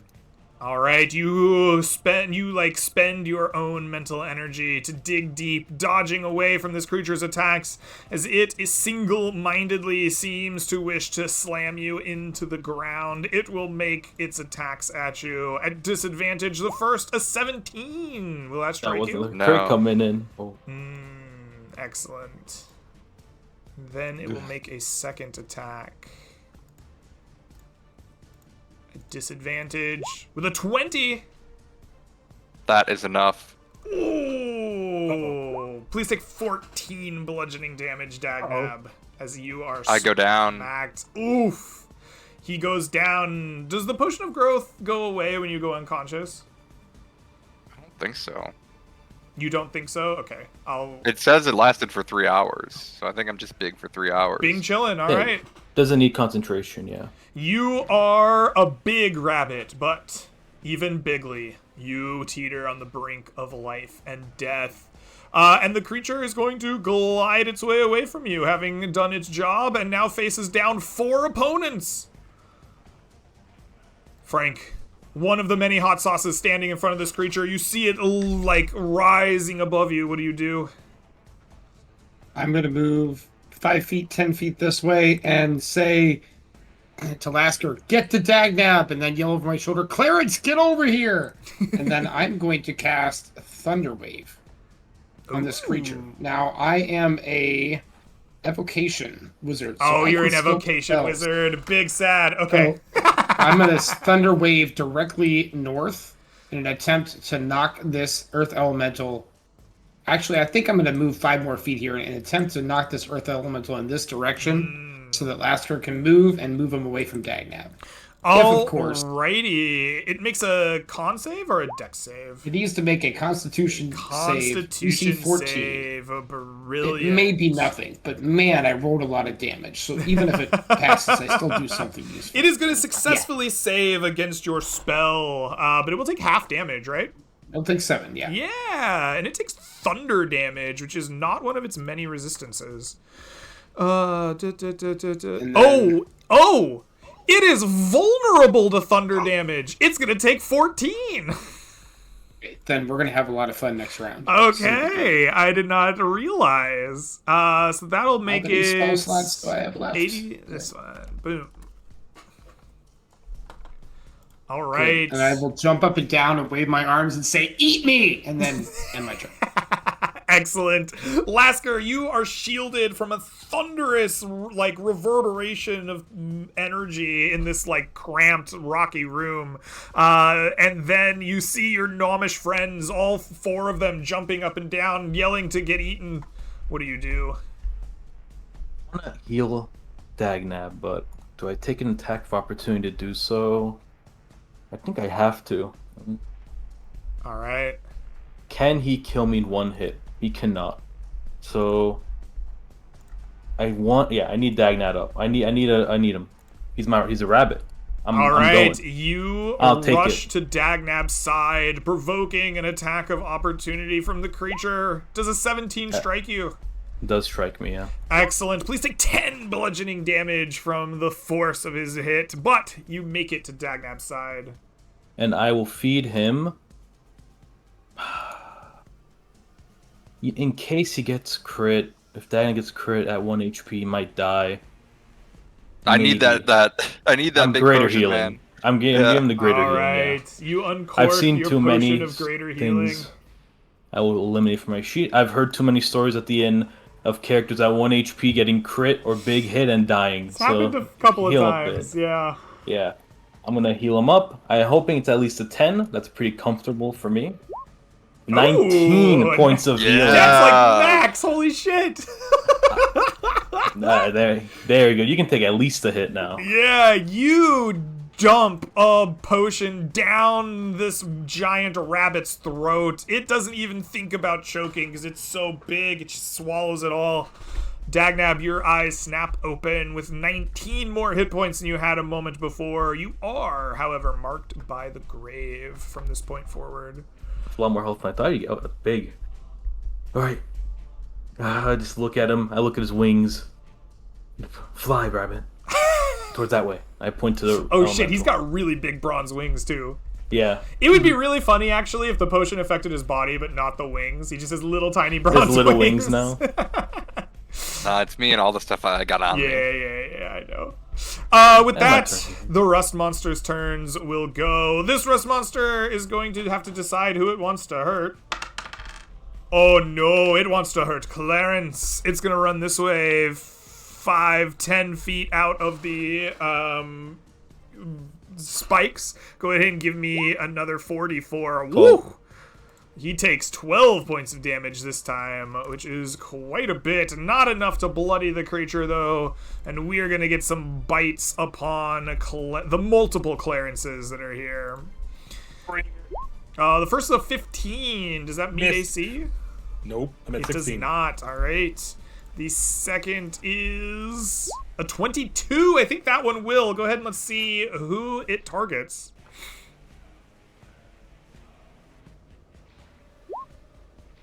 That is an 11. I believe that is one of your clones. I'm down to 3. You are down to 2 clones. I guess 2 clones 3 of and me. yourself. 2 clones, Yeah. yeah. Mhm. 3 targets, yeah. Yeah. Boom. Alrighty. With that, the Rust Monster's turns have ended. The end of the round comes, but the glyph is no more. You do not see a creature spawn in during this round, but you do hear the immediate and sudden silence as thousands upon thousands of Rust Monsters suddenly stop communicating with the glyph. The buzzing that was so deafening a moment before is so quiet. And then Oh god. Have we unleashed them all in the world? the tunnels from all around you begin to rumble as if a small earthquake is happening. Clarence, it's your turn as you feel this. What do you do? You know, I can't worry about everything all the time. I got to worry about what's happening right now. So I'm going to say peace out to you dudes. It was fun while it lasted, but I'm getting out of here. And I will touch the little chess piece I got and just teleport to my main man, Lasker. Absolutely. With this, you touch your ivory chess piece. And activate its ability to teleport you to each other. You go to his side, I believe. And as you do so, the chess pieces lose their magic. When you do this and you touch this chess piece, you are overcome with a vision. You see the memory of the chess pieces or what they were before, and the overwhelming charge of an oncoming enemy and the desperate attempt to save their friend. Right, this large shielded priest and paladin wading into this battle. And this moment overcomes you, and when you open your eyes, you are at Lasker's side. Brother, oh wait, what? I don't know what happened. Anywho, Love seeing you here. Is that a bonus action or an action? I believe it's an action. I to believe, teleport. yes, should be an action. Car says, as a bonus I will attempt to Clarential. I don't think I can. Clarential push this giant rust monster away from Red Hot. I don't think it's going to work though. Okay. On the other, yeah. So I don't know if you want to, if you think it's applicable, DC 15. But if not, I don't think it's going to work. I'm going to move closer though. So 1, 2, 3, 4, 5. I'll be like, Red Hot, get back. I'll take it from here and try to Your hopefully. push usually comes with the use of a spell, right? Am I misremembering Bonus that? action. It's Yeah, just a bonus action. Okay, yeah. I Mhm. mean, you can push this guy. Okay. DC 15 strength. It's a Absolutely. strength save, though. That's a 22. Yeah. He's gonna successfully save and stand his ground.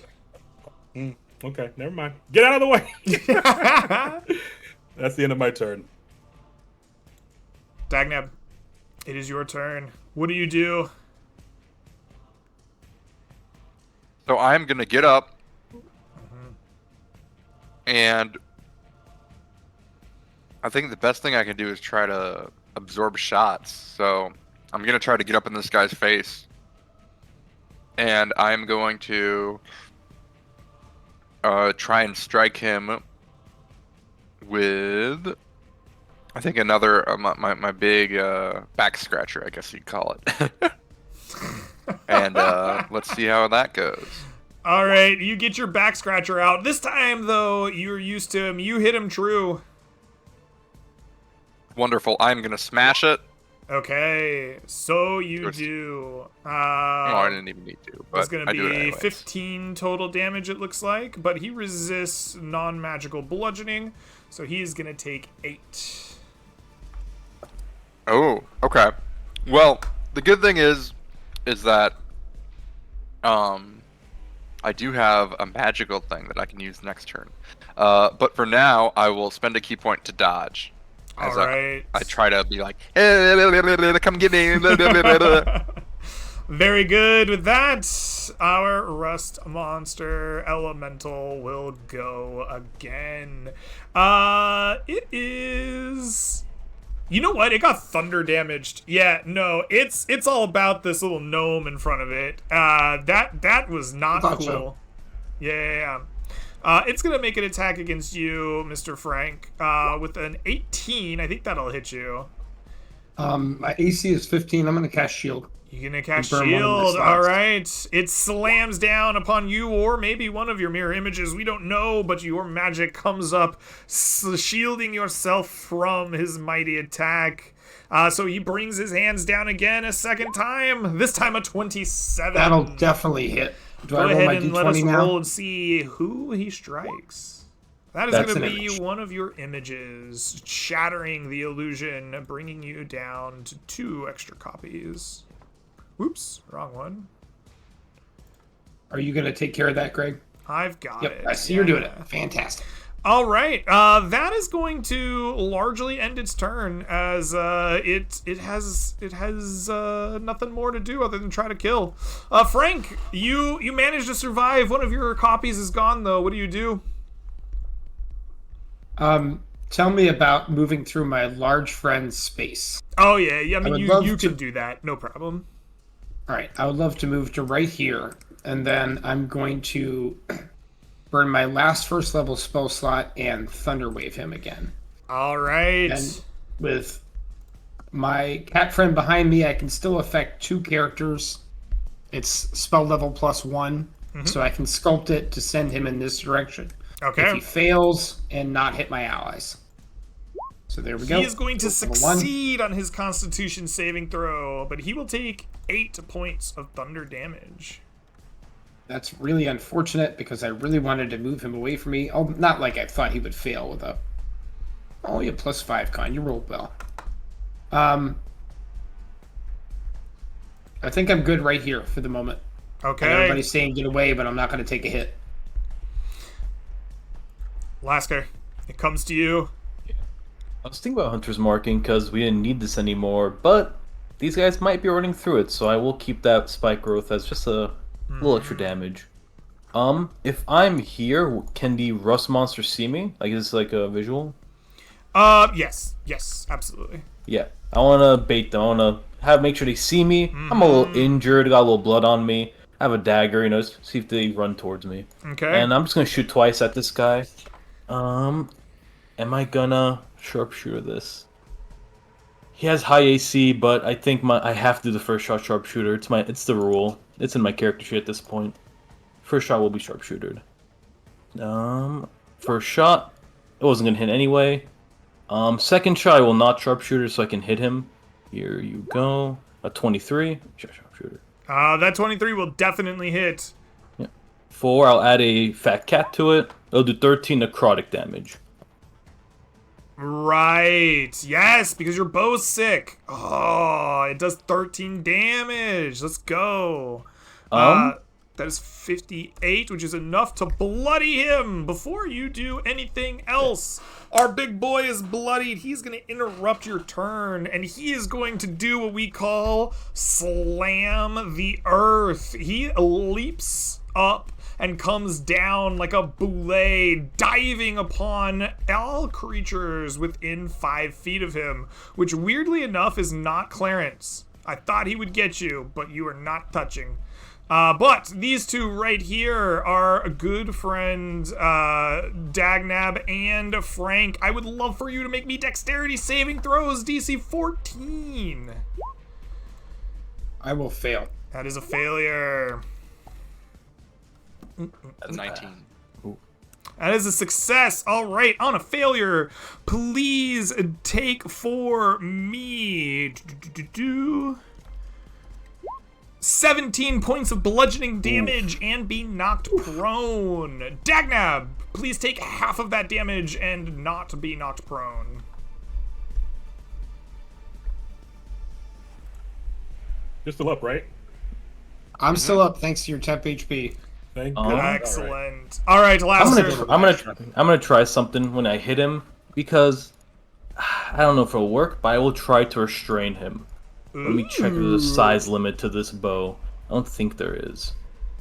It is a DC. It's strength or dex, so you're gonna use strength. I am going to use strength. Let me check. I would if I were you too, Greg. Oh yeah. Well, I wouldn't. It'd be nice if you didn't.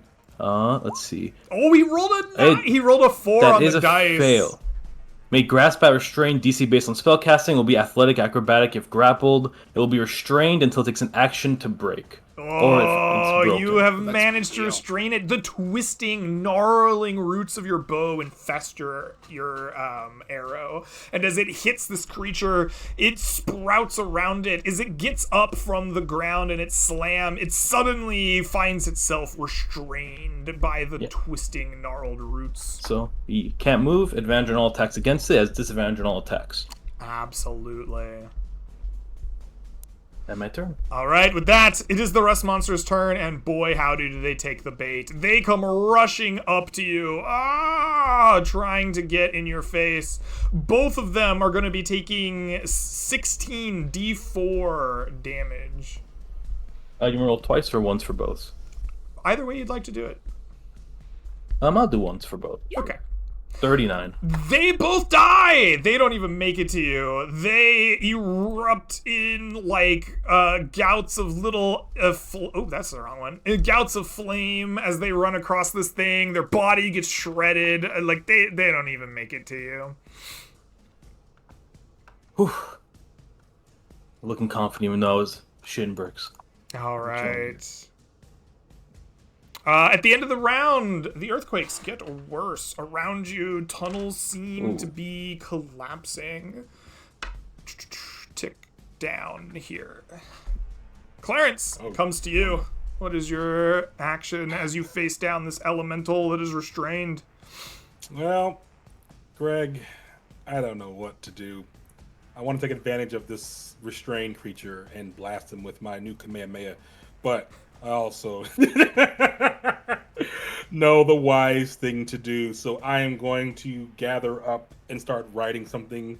And if, Red Hot might see it, and he'll understand it's a magic missile. But then he'll see something weird. It'll have like a thunder incantation attached to it. Ooh. And then I'll write it onto my book. Then it'll come out of my my book in a weird way that doesn't really make sense. in a normal for most normal mages. They're like, what's exactly happening? And then I will shoot what I will call third level thunder magic missile using the power of my ability to switch damage types. Yeah. Oh, for your that's wizards. right. Hell You can yeah. change damage types. That's good. That's sick. You shoot magic missiles of pure thunder. The whole cavern begins to just like reverberate with the force of rolling, pealing thunder. Everyone is momentarily deafened, not like mechanically, just for funsies. As this thing takes 19, but double that is 38 38. points of damage. Oh! And you know what? That would cause him to jump up and slam you again. But he's restrained by the roots. He can't do that. He just has to eat that. Excellent. Oh. I'm gonna back up just a smidge because I feel like maybe I'm a target. I don't know. 1, 2, 3, 4. And then in my turn, there, I'm like, get out of there, Frank. Get out of there. I'm leaving. All right, that's the end of my turn. All right. Dagnab, it comes to you. What do you do? I think I'm gonna activate the last spell in the spell shield, the Mantle of Light, and Ooh. then fire one of them off at this guy. All right, you cast the Mantle of Stars upon yourself. You too are shrouded in 7 motes of light. You begin emitting bright light, and then you pick one and fire it, hurling it towards the beast. Go ahead and make a spell attack at advantage for it being restrained. Now, I don't have a spellcasting modifier. You would use mine, But in it's, that case, your spellcasting modifier is going to be your intelligence, because mind. this is a wizard's creation. All right, I have no intelligence. I'm just kidding. or- I have average, so it's +0. So what do I roll? You're gonna roll d20 plus 2 because you're proficient, and you're gonna be at advantage. All right. So 2d20, d1 plus 2. That is a 10. Unfortunately, that is not going to strike AC. This mote of light burns a dark streak across the rusty exterior before exploding into radiant fire in the rock wall behind it. Can I use my bonus action to dodge again with a key You point? used your bonus action to cast the spell. Yeah. Okay, alrighty. All right. With that, the creature is going to spend its turn to break out of this restraint. It does not like it at all. It's going to make a strength save. No, it doesn't. It's stuck. To be fair, I think it's just an action to break. You don't need to make a check. If I'm looking at it right. I think you can use your There action needs to be a break out check of it. involved. If okay. I I'll take it. didn't write a check, I promise you got to break out of it. Oh, I'll take it. I don't Yeah, complain. yeah. This is a thing you gotta. There's got to be dice involved, man. All right, yeah. Don't blame me for being quick and not writing down everything that I should have. I won't complain about that. That's great. Frank, it comes to you. It couldn't break out of its home. What do you do? I disengage and move back 20 feet so I don't die. All right. That will be my entire turn. All right, Lasker, it comes to you. Dead creatures at your feet. A restrained beast. At advantage? How can I not sharpshooter at advantage? How could you It's not? just- It would be against the law, really. It would be against the law. I will be shooting this thing.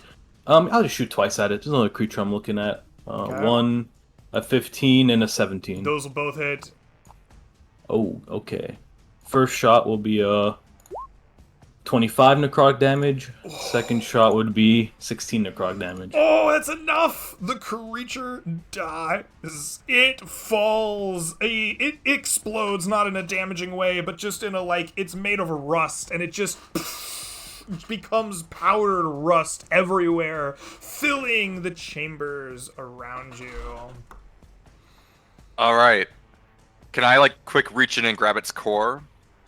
I bet this one is a real big one. You reach in as quick as you can to grab at its core.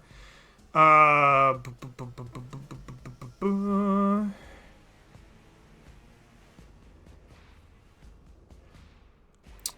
ahead and make me a dexterity plus either acrobatics doesn't work.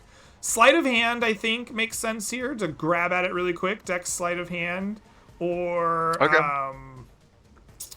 I think that's the one. Give me dex sleight of hand here. 24, that's amazing. You reach in, you grab at where you think the core is going to be. As things are exploding around you, you're covered in dust. You pull it out. Magic, like, tries to, like, grasp at whatever this is, but you rip it free as the last bit of the elemental explodes in front of you. And you hold in front of yourself not an elemental core, but a talisman, like a necklace almost, and it's in the shape of a wimpled woman. Ooh, interesting. Let's get out of here, guys. All right, Yeah. Continue. party. You are currently in a time trial. You stand at the heart of these tunnels. The round's gonna end. Rust monsters don't go. There are 8 turns left before these caves completely erupt in a swarm of dying, exploding, fiery, half-made earth rust monsters. There are hundreds, if not thousands, of tunnels that lead everywhere. There is definitely treasure in here. You're an adventurer, you know it. But you know also, because the DM told you, in 8 turns, if you're still in here, you're dead as shit. Each round, you can all do something. At the end of 8, you better be out. First Try to question, get how as long much did it take treasure us as to you get can. here? Clarence. Do we have any inclination? Of? I'm sorry, do we have any inclination on how long it took us to get in here? You can leave in a round. If Okay. you say with my round I leave the tunnel, then you are gone. With my round, I investigate for treasure because I'm an adventurer. God dang it! It's one thing we do. All right, you use your No mind. way. In a Okay. moment of pressure, you look at the twisting tunnels everywhere as you hear the sounds of dying creatures and rumbling earthquakes. You think for a moment, you're like, this tunnel, this is the one. You go to run down it. You see half-digested, broken pieces of metal. You find things to pick up, but you picked the wrong tunnel. It's collapsing. one You thing. see a bunch of these creatures, they're coming towards you. They start exploding in like earth magic. The tunnel collapses. You run back. You manage to find 8 gold pieces worth of undigested value. Greg, I have one inspiration from a previous session where you gave it to me for helping out the treant. Can I use that here? I'm Or is that for gonna first- say for that- no. Inspiration is something that you should use in the session that you earned it, unless there's a reason like special for you to No have problem. it. No problem. Yeah. All right, that's my turn. All right, Dagnab. Clarence comes running out of a smoldering tunnel. There's now one less in the hundreds of thousands to explore. What do you do? All right, I'm gonna be a little more strategic about that, and I'm gonna try to look in the cave, perhaps around where the sigil was, and see if there were any trinkets or anything of value there. All right, how do you look? I think I'm trying to maybe tune into the vibe of this wimpled woman's, and I'm holding the amulet out. Yes, this way. All right, you As I vibe knock that over shit something. out. All right, I want a wisdom insight check, or I want a religion intelligence check as you vibe it out. We are gonna do wisdom insight. All right, it's a 13. You run down a tunnel here. It It is twisting and winding and takes you up through hills and into some of the like places where the various formations were being formed. Here you find just an absolute ungodly number of dying rust monsters. They start just exploding, but you are going to find undigested gems and twists of chunks of gold and valuables. You grab them before running back out. You are going to find 130 gold pieces worth of value before you have to get out of there and come back to the group. How much was that? Sorry. 130. I got it. Don't worry. 130. All right, never mind. I'll Frank, write them down, but it's more fun this way. 130. 130 is the answer. Frank, You're good. You're good. it is your turn. What do you got? I am going to recall from my memory any glinting of anything shiny or otherwise as we came in here, because I am a wanderer. And I have an excellent memory for maps, geography, and can recall the general layout of terrain, settlements, and features. I'm going to remember what I saw on the way in, and I'm gunning for it. I love it. You remember it. Your wanderer lets you know there was a beautiful necklace. You saw it like on one of these mounds somewhere. You have an idea of how to get to it as you made your way down here. I need you to get there fast enough. I need you to give me either athletic strength to purely just jet there, or I need you to use acrobatics dexterity to like nimbly duck through falling debris and corpses and explosions to get there. All right. Will you allow me to expend a spell slot if I fail? Maybe. What's What are happening? you expending it on? Well, if I end up getting stuck by rocks and debris, I might thunder wave it away, or I might gust of wind and knock myself open a space. Yes, Got if one you spell if slot you left. fail and you expend one of those spells, I'll let you try again. Okay, I'm going to go with acrobatics dexterity. Yeah, Oh, 21. he didn't even need it. He's ducking, he's dodging, he's diving, he's dipping. He grabs the necklace on the way in. It's beautiful, it's shiny, it's hot to the touch. Ooh, it's spicy. You run back with a necklace. Lasker, it's your turn. You know, well, one, I'm going to dismiss the spike growth because I want to walk here. I'm not gonna myself. Fair. Everyone's fair. We'll going ignore through the spike tunnels. growth. It's gone. Everyone's going through tunnels, but what Lasker's thinking is, this is the main room. I'm looking this room. This has to have the crevices, have to have items here. This area has to have everything. So I'm going to check this main room out for Alright, how are you checking if it? there's anything. I'm using my eyes. He's My eyes using are his one of eyes. the best things on me. Perception, I'm looking wisdom, around. bud. Hit me Yep. with it. Let me see. Alright, I rolled 1. I deserve a 20. Come on. I'm just whispering to the dice real quick. I hate the roll 20. 9. I've You always look has. around, but your instincts lead you astray, or so you think. As best you can in these crevices, you do find stuff, but it's largely undigested pieces of non-ferrous metals, little chunks of like valuable stones. You stick them in your pocket, you find 9 gold pieces, or 9 gold worth of value. Yeah. I as like a madman, I'm saying, it has to be, the main room has to have all the treasure. That's just how it works. That's the principle behind it. It can't be somewhere else. It's the main room. I'm just running around. Tunnels groan. More of them collapse. Many of the spinning, twisting places like erupt in like molten cores of creatures, dead rust monsters. Some of them collapse under their own weight. You have fewer options than you did the turn before. There are 7 turns left. Cool. This time, not messing around, not taking it slow. Just gonna tune into the magic and just see where it guides me. I'm gonna do an Arcana intelligence check. All right. You You attempt to get in vibes with your arcana, your magic. You go ahead and make a 13. It leads you down a twisting tunnel. It is a good one. There are little pieces of undigested metals and gold, some gems here that you can find. On a 13, you get 130 gold. Okay. Good. Dagnab, it comes to you. So I am fairly confident in my ability to sort of worm through certain crevices, even as a big guy.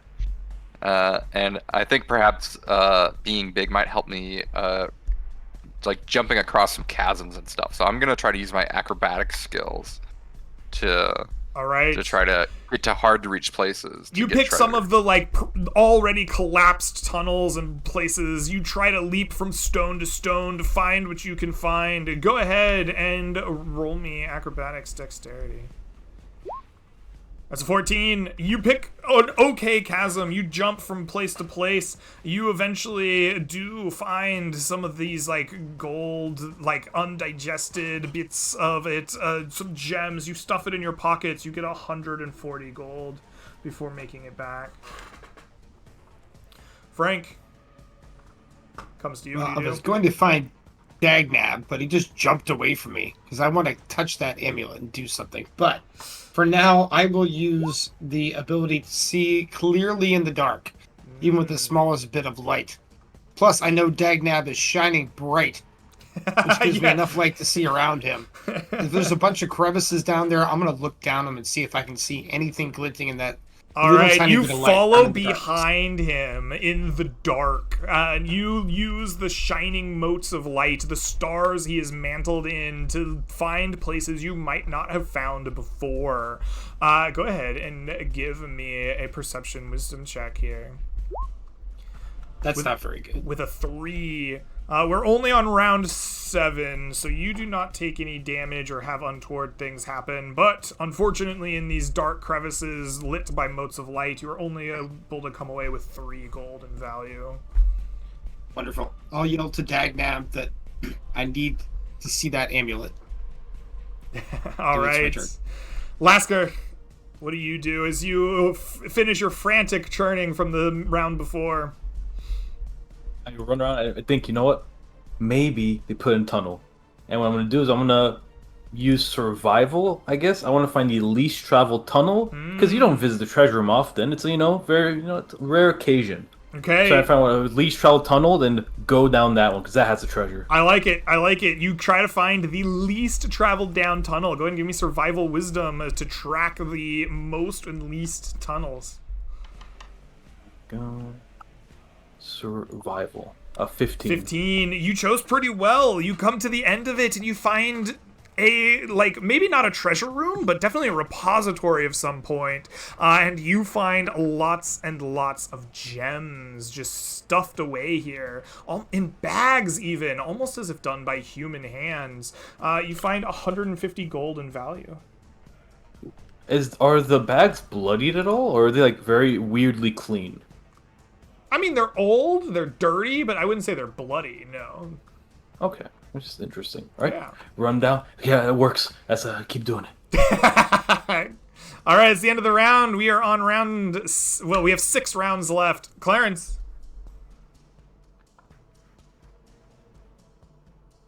You muted You're Clarence muted. for Tom. Muted. All right, gonna look for what's more natural and kind of figure out what's the more unnatural looking things that kind of show that there'd be something different there. So like the unnatural thing probably would have more. You're looking for an unnatural tunnel. Yeah. All right, I want you to make me a nature intelligence check. Let's find the least natural tunnel. Exactly 21. Ooh, a 21. That is really good. All right. I want you to roll me. And I don't want you to roll me anything. Highs or lows? Highs, please, highs. Highs it is. You do not find gold or gems at the end of the tunnel. Instead, you find something else, Clarence. You find a large, spindle, right? As if it were to like churn like the thread of something like into silk or whatever, the spindle and the tales of the fairy tales, but it is broken, smashed up, as if almost somebody had taken like a weapon to it at some point in time. The thread no longer valuable, the actual spindle itself gone, but inside of it still seems to be a long needle. It is in itself perfectly clean, no rust, no signs of age, as if magical. You pick it up. and put it in your pocket. Return. Excellent. Sounds good to me. All right, guys, that was a good one. Hurry up, let's get to it. I keep looking so many more tunnels. They all have riches. They all do. They have- Dagnab. All right. Dagnab is going to try to sneak past like dying, exploding rust monsters. Okay. Are you doing easy. so like by defying danger, or are you trying to slip past like unnoticed, like just like stealthily into like Exactly, side tunnels? stealthily. All right, Yep. give me a stealth dexterity check to slip past them. Ooh. That's a 16. That's a good number. You slip past a dangerous tunnel. They don't notice you. They go another way. They're dying. Some of them explode, but you find a number of nice pieces of like art, like portraits, paintings, other things. Some of them are too damaged to take back, but some of them you are sure could get some value back home. You find 160 gold worth of value. Cool. Frank, comes back to you. Thank goodness that Dagnab is still glowing. Otherwise, I wouldn't have been able to see him as sneaky as he is. I'm going to run up to him and I'm going to ask him if I could hold on to that amulet. Yeah, I'll hand it off to him. All right. Greg, I want to grab this amulet and look at it and see if it has some interconnection to, like, I want to try to use one of the objects that I have to try to draw from the magic and the memories of this amulet. I have this wonderful thing I picked up called the Hymnal of the Converted Temple. And I can consume the book to gain a benefit to a related a check concerning religion. I want to channel this magically and try to figure out the religious history of it and see So if it can maybe give me a memory of what this place was like before. yeah, so one of the rules behind books is in order to use them, they need to be of an appropriate check, which this definitely is. And you also have to have time to consult the book. And we are in a bit of a rush here. I will let you consult the book, but I'm gonna tell you this is gonna take 3 of your rounds to consult the book and then do this check. All right, I'm going to take my 3 rounds to do so, and then after that, I'm probably out. Okay, all right. You are gonna take 3 rounds. I'm marking that down. This will be round 1 of Dude, your. can't that wait until we get out of here, man? Oh my. Laska, it comes to you. You know, the tunnels are where all the wealth is. I don't want to go in. Are there tunnels that are unreachable by foot that you'd have to climb, or maybe be definitely. elemental that can glide? Yeah, definitely. I want to, with my little cat paws that can climb, I will climb to these more unsearched tunnels, maybe where the elemental could have gone to and passed, and just go down those tunnels. Absolutely, I like it. Go ahead and climb for me. I want a strength athletics check to do a nice climb up to the I have a tunnels. climbing speed, so I should just be able to climb to them. Maybe Sure. Why don't you give me strength athletics at advantage then for having a climbing speed? We'll I'll take assume that you can make it. It's just about like which Speed. tunnel type of thing. I'll take that. Big 15. A 15. All right. You climb up good. Nice and high. I like that. You are going to find I like the up high. Can I reward it with anything fun? Yes, I can. You are gonna find a like old library. It seems like it's been burned as Whoa. if things have like blown up around it.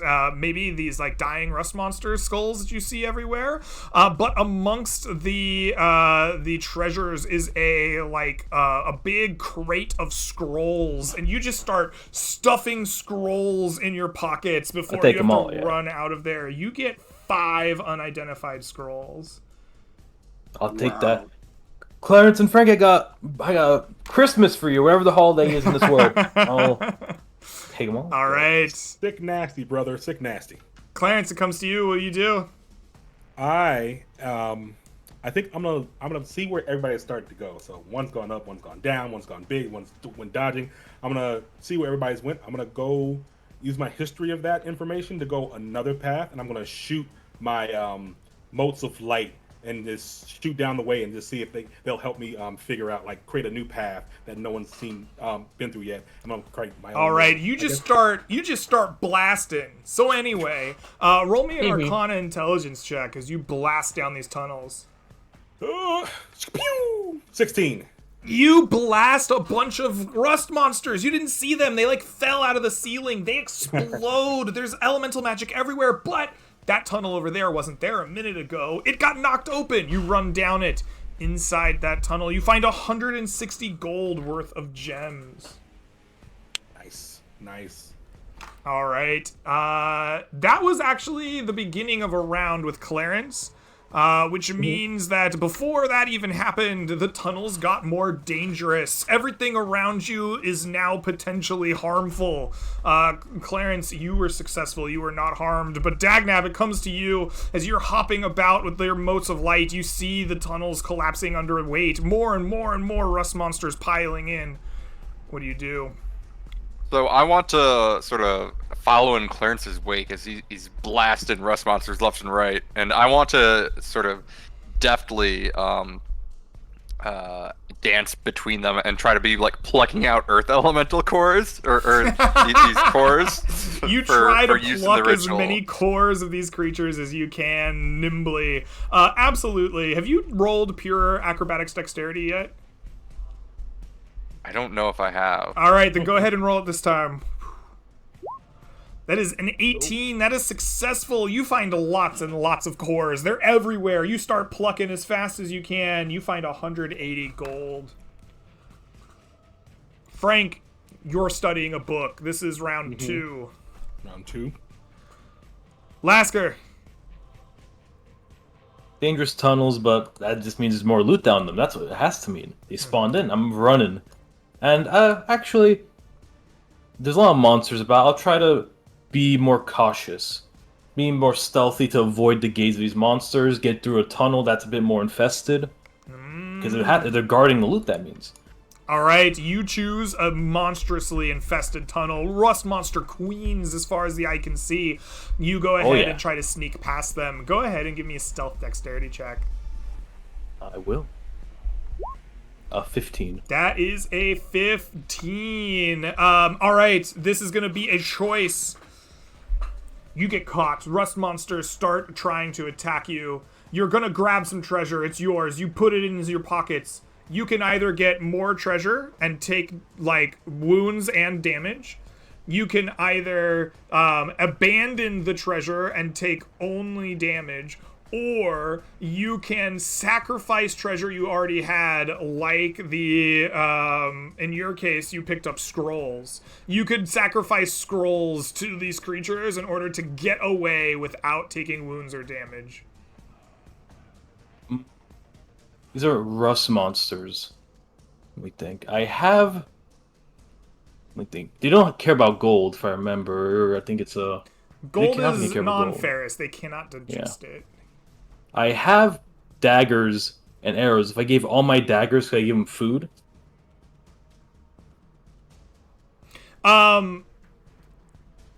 Which of the options that I outlined do you think that one is? Like, you're abandoning treasure? Maybe. If not, if it's... I don't have like a million daggers on me, so it might not be enough. So instead, I will just... Let me think. You know what? I'm a goddamn adventurer. I'm here not for a picnic. I'm taking wounds and getting more treasure. You take more treasure. All right. You're going to take both damage and wounds. First, you are going to take... Go ahead. You're going to take 10 damage, and you're going to take 2 wounds. But you are going to get... Light work. You are going to get... It's half hit dice, correct? That is half the hit die. So you're a ranger, which is an 8, I believe. 10. So that would be 10. That's a 10, so it'd be 5. Okay, that looks but healthy. you gain extra treasure, so you are gonna get you the successful amount of treasure. You get 150 gold. Give me that. That's it. All right, you make it back, wounded and injured. That is the end of the round. There are now 4 rounds remaining. Clarence, it comes to you. All right, guys, this looks like about time. I'm gonna do a history check. Just see where anyone else hasn't gone. I'm gonna go there. All right. Didn't work. That is a failure. Oh, that is not even a bargain. Clarence, you are injured. Please take for me 11 points of damage and 2 wounds. You gain 9 gold. 2 wounds, 9 gold. All right, I'm out of here next turn, guys. All right. Dagnab, it comes to you. What do you do? I'm just getting out of here as is. Dagnab leaves. He is gone. You get outside. You see the faces like caving in as thousands and thousands of these things are both dying and burrowing underground at the same time. They're losing their form. The buzzing is gone. It's chaos. The 2 Rust Monster Queens that are standing guard are just like gone. You don't know what happened to them. You hoof it out of here. You are safe. Frank, you are studying your book. This is Round 3. This is round 3. Okay. Make your religion history check. Or religion intelligence check. At advantage from the book. Does this consume a charge of the book, or does this consume the book? This is gonna. There's 3 charges to use on a check, right? It says 3 charges. Can use a charge to ask a question Can in consume downtime. the book to gain the. Okay, I'm sorry. Yes, it will consume the book then. All right, we're going to make a religion intelligence at advantage. Yes, sir. 15. A 15. Ooh. All right. You're gonna make a choice. Yep. More treasure, but you take wounds and damage. Regular treasure, you only take damage. Or you're gonna sacrifice treasure and take no damage. Okay. I'm going to do regular treasure and only take damage unless I can expend that spell slot to negate the damage, like we were talking about earlier. I don't That's think not for part this of the one. bargain, then I'll take the damage. All right, so you consulted the book. So you were going for special treasure. You're not gonna get Yes. gold out of this. You're gonna take regular and only damage, not wounds. So you're gonna take 12 damage. And I can't expend a spell slot? No, not negate for that? not for this one. Like if you were like running down the tunnels earlier and you wanted to like thunderwave falling rocks, I think that makes sense. But for like consulting the book and getting the special magic, I think this one's just gonna go through. Okay. I'm at 1 HP. Oh, Please sick! continue. Oh shit! That's all you need. You're That's all you good. need, yeah. That's all you need, really. All right. You're gonna find a regular treasure, so you don't get this one. But you are going to find. You're gonna find a set of robes. That you are able to snatch up before like the room goes fiery. They are fine clerical robes. Dang it. Wonderful. On the next turn, I am out. I don't know who's Alright. still left. Excellent. Lasker. Wounded, injured, but there's so many tunnels to go through. It just so many tunnels. Okay, it's Careful, 2d. It's 2d8. Okay, 2d8 on max damage. I'm alive with an H. Okay, I can survive. That's all I need to know. I'm going down. I'm going down tunnel. All right. What am I here for? How are you searching? What are you getting? I got 17 more HP than I need. Okay, and I'm going. Let's see. High was pretty good. High was pretty good. There's a lot of high tunnels. Yeah, I'll go high. I'll climb. Seems like a good thing to do. I'm in the room. Alright. If I go down, it's okay. You're gonna climb. We've already climbed once with strength, athletics. Let's climb with. How are we gonna get you into a tunnel? You know what? Let's do strength athletics again, but this time no advantage because like we've used that. It's a lot more once. shaken. Yeah, Yeah. I think that's fair. Yeah.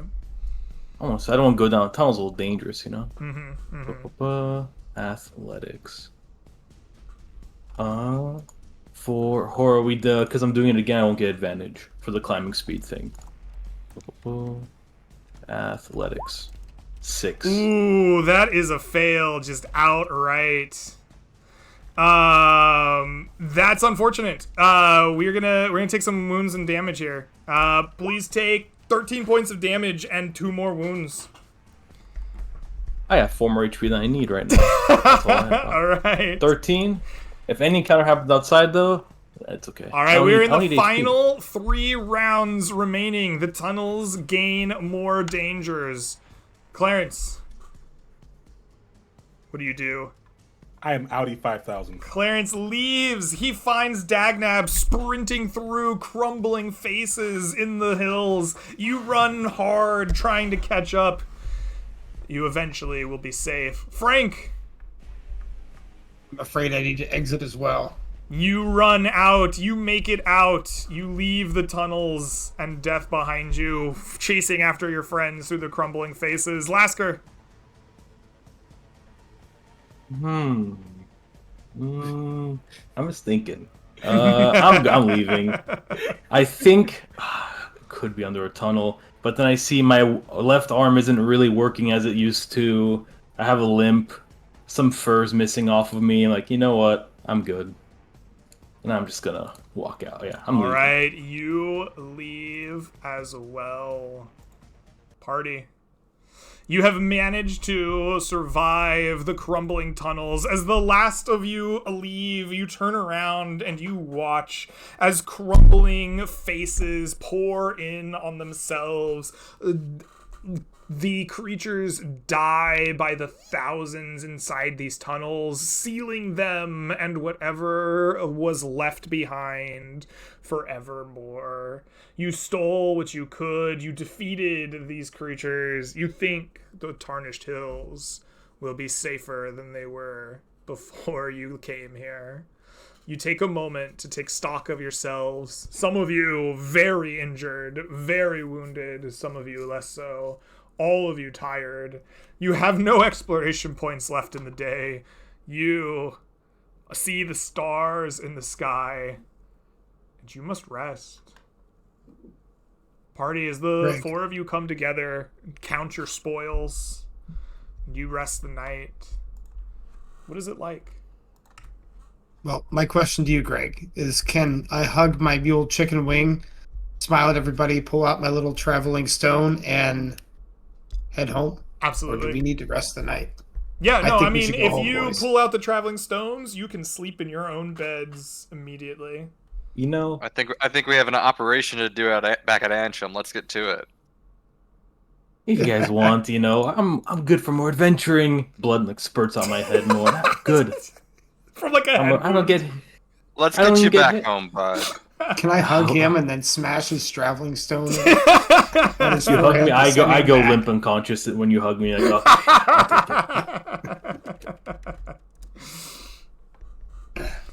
Oh, that's funny. All right. You all take the magic stones that are gifted to you. These traveler stones attuned to the anchor stone back at Antrim. You incant the magics, and in a moment you are rushed back to the inner city of Antrim. People gasp, soldiers and the like, as they stand guard over the anchor stone, as the 4 of you appear, injured and bloody, one of you completely unconscious, with sacks of gold and crazy items in front of you. Congratulations. You have made it back. Awesome. Woo woo. Oof. Are you going to let us undergo this surgery for Dagnab now, or is that a story for another adventure? I suppose you have all the items that you need. You can get this Quicksilver as you need it. You have picked up cores and cores and cores of things. I am happy to let you attempt it if you so Do desire. it. Let's totally do it. We gotta. Be fully bandaged, but I'll watch it. I think Yeah, can we first try to see if we can improve the wings that I've already got on me before we go cutting my legs off. You want to use the ingredients to improve the wings instead? I figure we've got enough for both, but Greg, you be the judge. I think that we should probably use the roll that was made for one or the other, right? You spent some time writing this formula out to like improve something. I think that formula probably should count for. I'll let you choose since it's your character and you have both of these things, but I think we should let that stand for one. Like we could like nitro the wings, or we can do the legs. I figure like we gotta do the legs because that way we can improve them. Okay. We can go a step further towards being Metal Man. I'll figure out another way to get the wings fixed. Okay. All right. So let's take a look here. If I go into my Tarnished Hills discoveries, we go find our mechanical bits and bobs. So it originally required a check to unclip things from the creatures. You have these. They're already unclipped. Now we need to successfully fuse them to your spine. Plus, we need to upgrade them. So we have the formula. The formula is going to let us attempt. We have access to Quicksilver. We have the orbs that are going to power it elementally. We have the Tinkerer's tools, right? We need somebody with the skill, which I think is Frank, because Frank has proficiency in the Artificer's tools. And we need to do the actual surgery. So initially, the DC required to do this was lower because it was just attaching them to the spine. But I think attaching them and improving them is going to increase our DC by 5. So what I want from you, Frank, is an Artificer's Tools proficiency check at DC 15 to attach these at their enhanced level. Okay. Am I using intelligence for this check? I will let you use either intelligence or dex. Intelligence for following the formula and using your like medical knowledge and whatever, or dex to be like super surgeon man. I'm going to go with intelligence, Okay. Which gives me proficiency and a decent bonus. Do we have any extra add-ons from Clarence possibly standing by with medical authority, or our Goodberry nurse waiting to help soothe any wounds? I can get 60 good berries in that body if we need it. Oh god, I'm gonna be so full of berries. It's not anesthesia, it's just healings. You're just in healing, immense pain, but you just keep getting berries mushed down your mouth. Oh, yes. Yeah. Okay. Because the party is helping, Clarence is like making sure you're following his notes. He's got this like formula that he's made, and he's like you got to do this, and then he's like walking you through it as you do it. He's helping. We have Berry Man like doing berry stuff, berries. Right? We've got a town nurse horrified with like alcohol just everywhere. Just like we have to kill all the germs. We have to kill all the germs. You are definitely gonna get. I think we should just get advantage. I think that is the cleanest way to handle that. I will also cast Unseen Servant and have Unseen Servant with a towel, constantly like wiping the sweat off my eyebrows. Beautiful. Yes. I love that. Yes. All right, Tinker's Tools check, intelligence, and good luck, Dagnab. Here we go. That is a 15. That is a success. You surgically remove Dagnab's legs one at a time in immense pain. You sit and you tinker with these legs. You enhance them. You put an elemental core in them. You push in the magic Quicksilver, not into the legs, into his body. It's what's going to fuse to his spine. It's what's going to let him trigger his Harengon stuff. You follow the formula. It's an hour-long process. Good berries are shoved in his mouth repeatedly over and over as he threatens to pass out from just awfulness. Eventually, you connect these to his spine, an elemental core powering the like extra juice they need, the Quicksilver, the actual connective point, lither, more easily able to transmit signals. And eventually, King Lyoko, your character Dagnab, wakes up. with gleaming bronze legs with inverted knees, pistons capable of leaping 30 feet in a straight line, horizontally or vertically from a standstill. You maintain your connective reaction. Like a Harengon, you can leap away without provoking attacks of opportunity. The surgery is Amazing. successful. Look at Frank Red Hot. Doctor. Good job, Doctor. Good job, guys. Couldn't have done it without you. All right. With that horrifying scene fresh in our minds, I'm going to wrap up our game then. You have returned home from a very successful campaign. I'm going to add up your gold and your XP and look at these items that you have looted and get them handed out. While I'm doing all of that, because it's going to take some time, I am going to turn it over to the four of you. Give yourself some shout outs, tell people where they can find you. Otherwise, give yourself a little bit of a detox, talk about where your character might be spending their immediate moments after this somewhat hellish sessions for some of you. And I'll do it in reverse order this time, just to throw everyone off guard. So Night Apples, take her away. Yeah. Hey, I'm Night Apples. I hang out I don't really hang out in VC, but I chat in Discord. I don't do really anything online except for play in this. As for Lasker, other than sleeping in the alchemist's place, I think he's relaxing a bit after his 4 wounds and 5 HP. He needs a few days off. And he feels pretty good that he cleansed the Rust Hills of potentially all the Rust monsters. They're still around, but they are not any more intelligent or communicating, which is good. Yeah, he's pretty happy. And he tries to hang out with Dagnab and Clarence and Frank a bit. He feels pretty close to them after they loot Goblin together. He feels closer. So he hangs out with them more. Alrighty. Well, I am Vessel 43, playing as Clarence, the half-elf wizard, who is fairly happy with all the events going on. He has gained a brand new spell, the Mantle of Stars, which is super sick, and he loves it. And he has begun to write formulas to make Haringons become partial mecha creatures. So that's cool too. He's feeling pretty successful in the midst. His old thing of trying to get his name onto all these different things to get his name out there.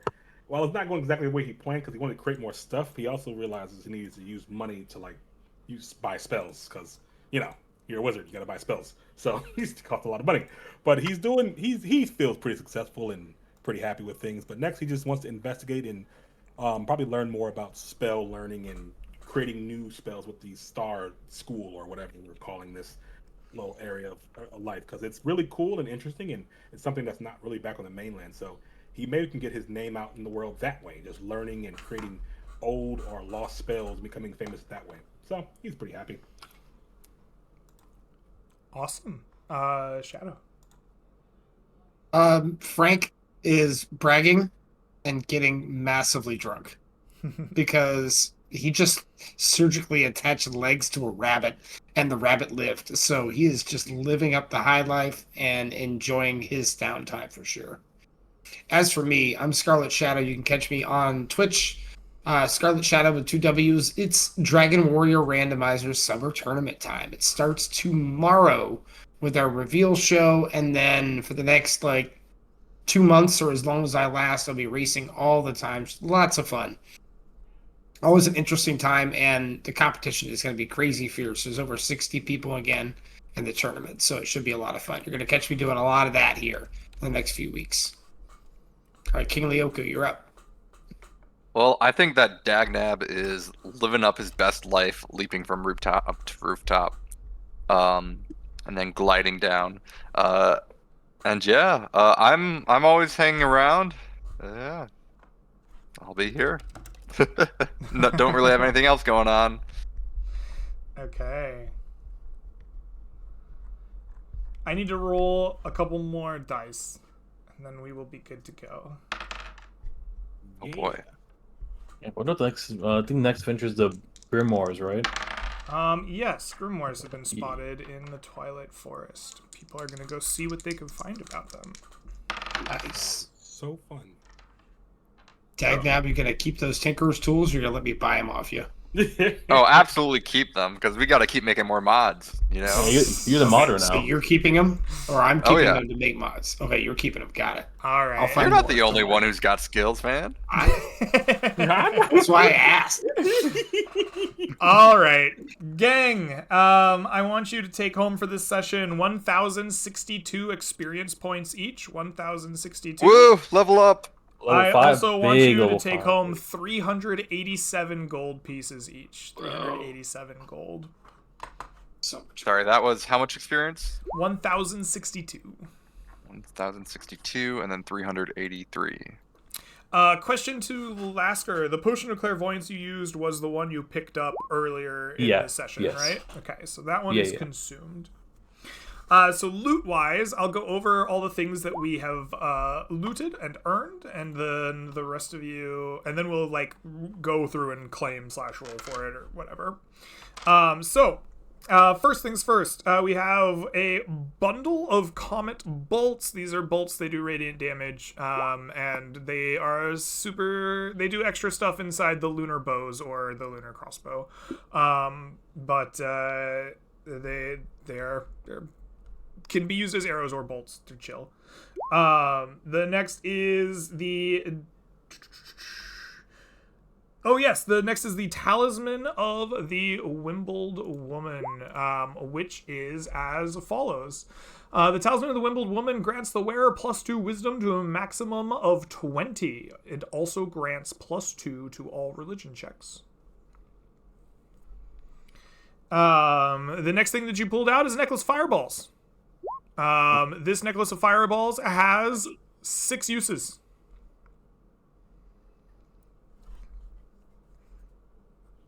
The next thing that you found is a magic item I'm calling the Spindle of Slumber, even though what you really have is the needle and not the full thing.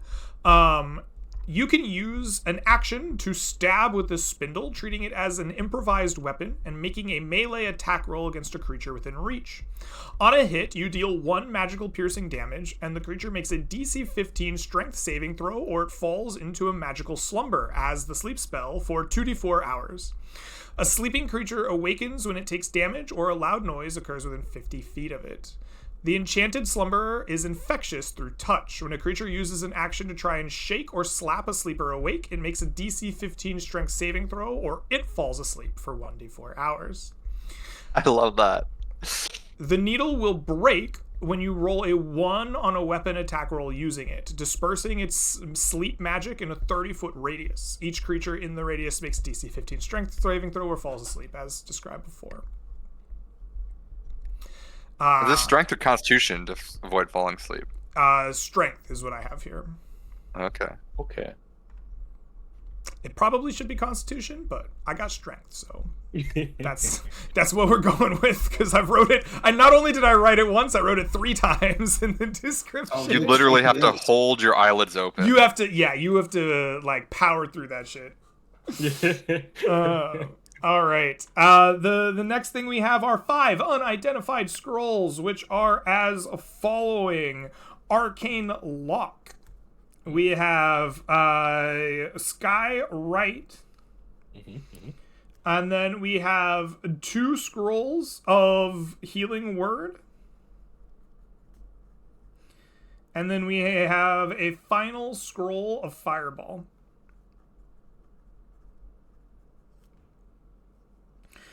We then have the Priestly Raiment of Healing, which are these fine clerical robes. The priestly raiment of healing are simple robes. They offer no bonuses to AC or anything like that. But these robes do contain 10 charges. You can expend 1 charge to cast Cure Wounds using the robe on any creature that you can touch.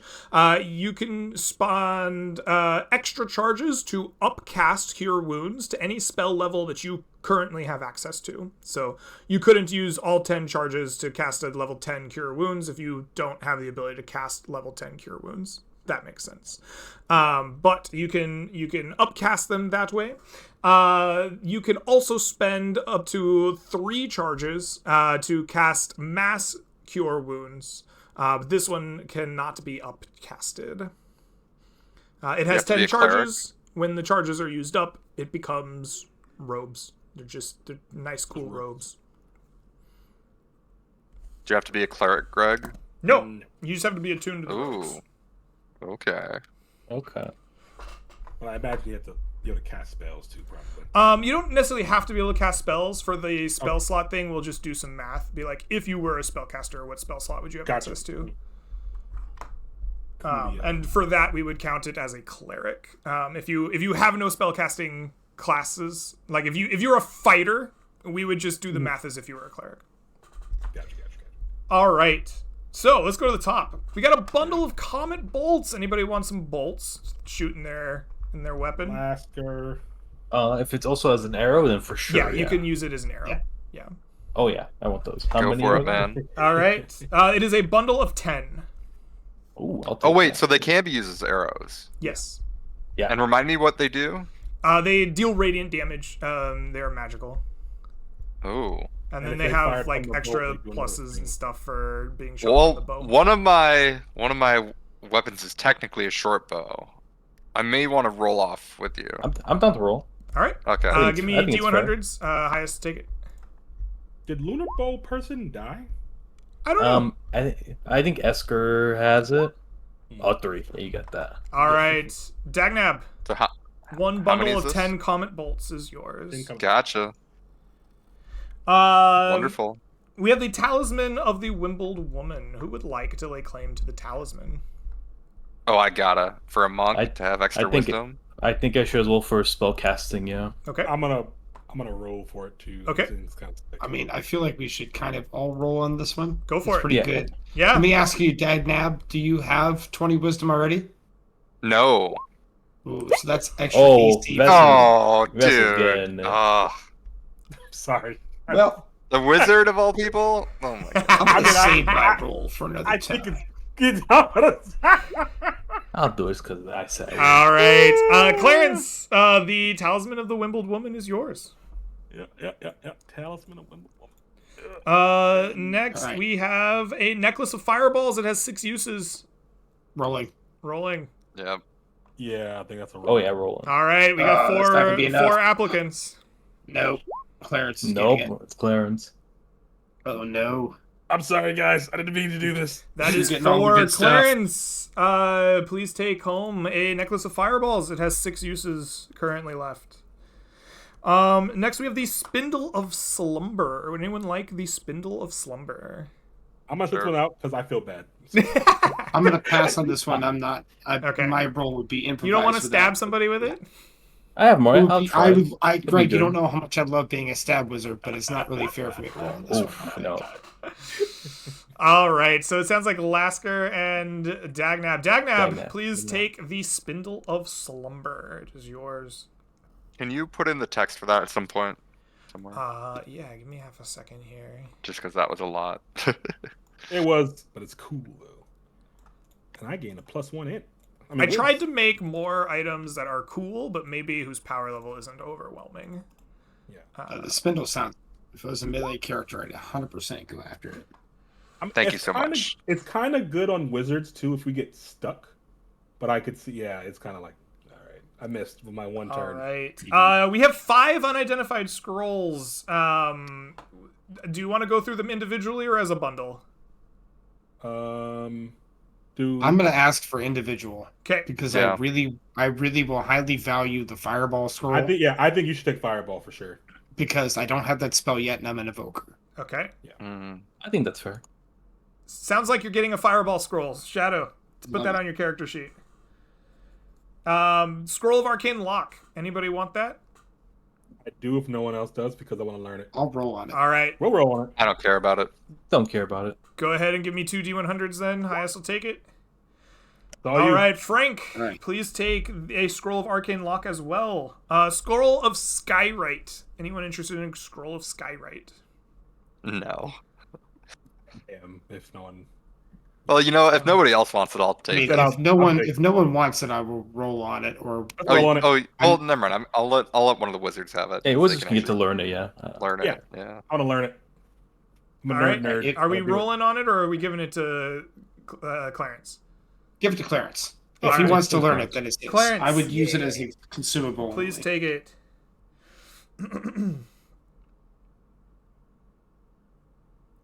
Sorry. And then 2 scrolls of healing word.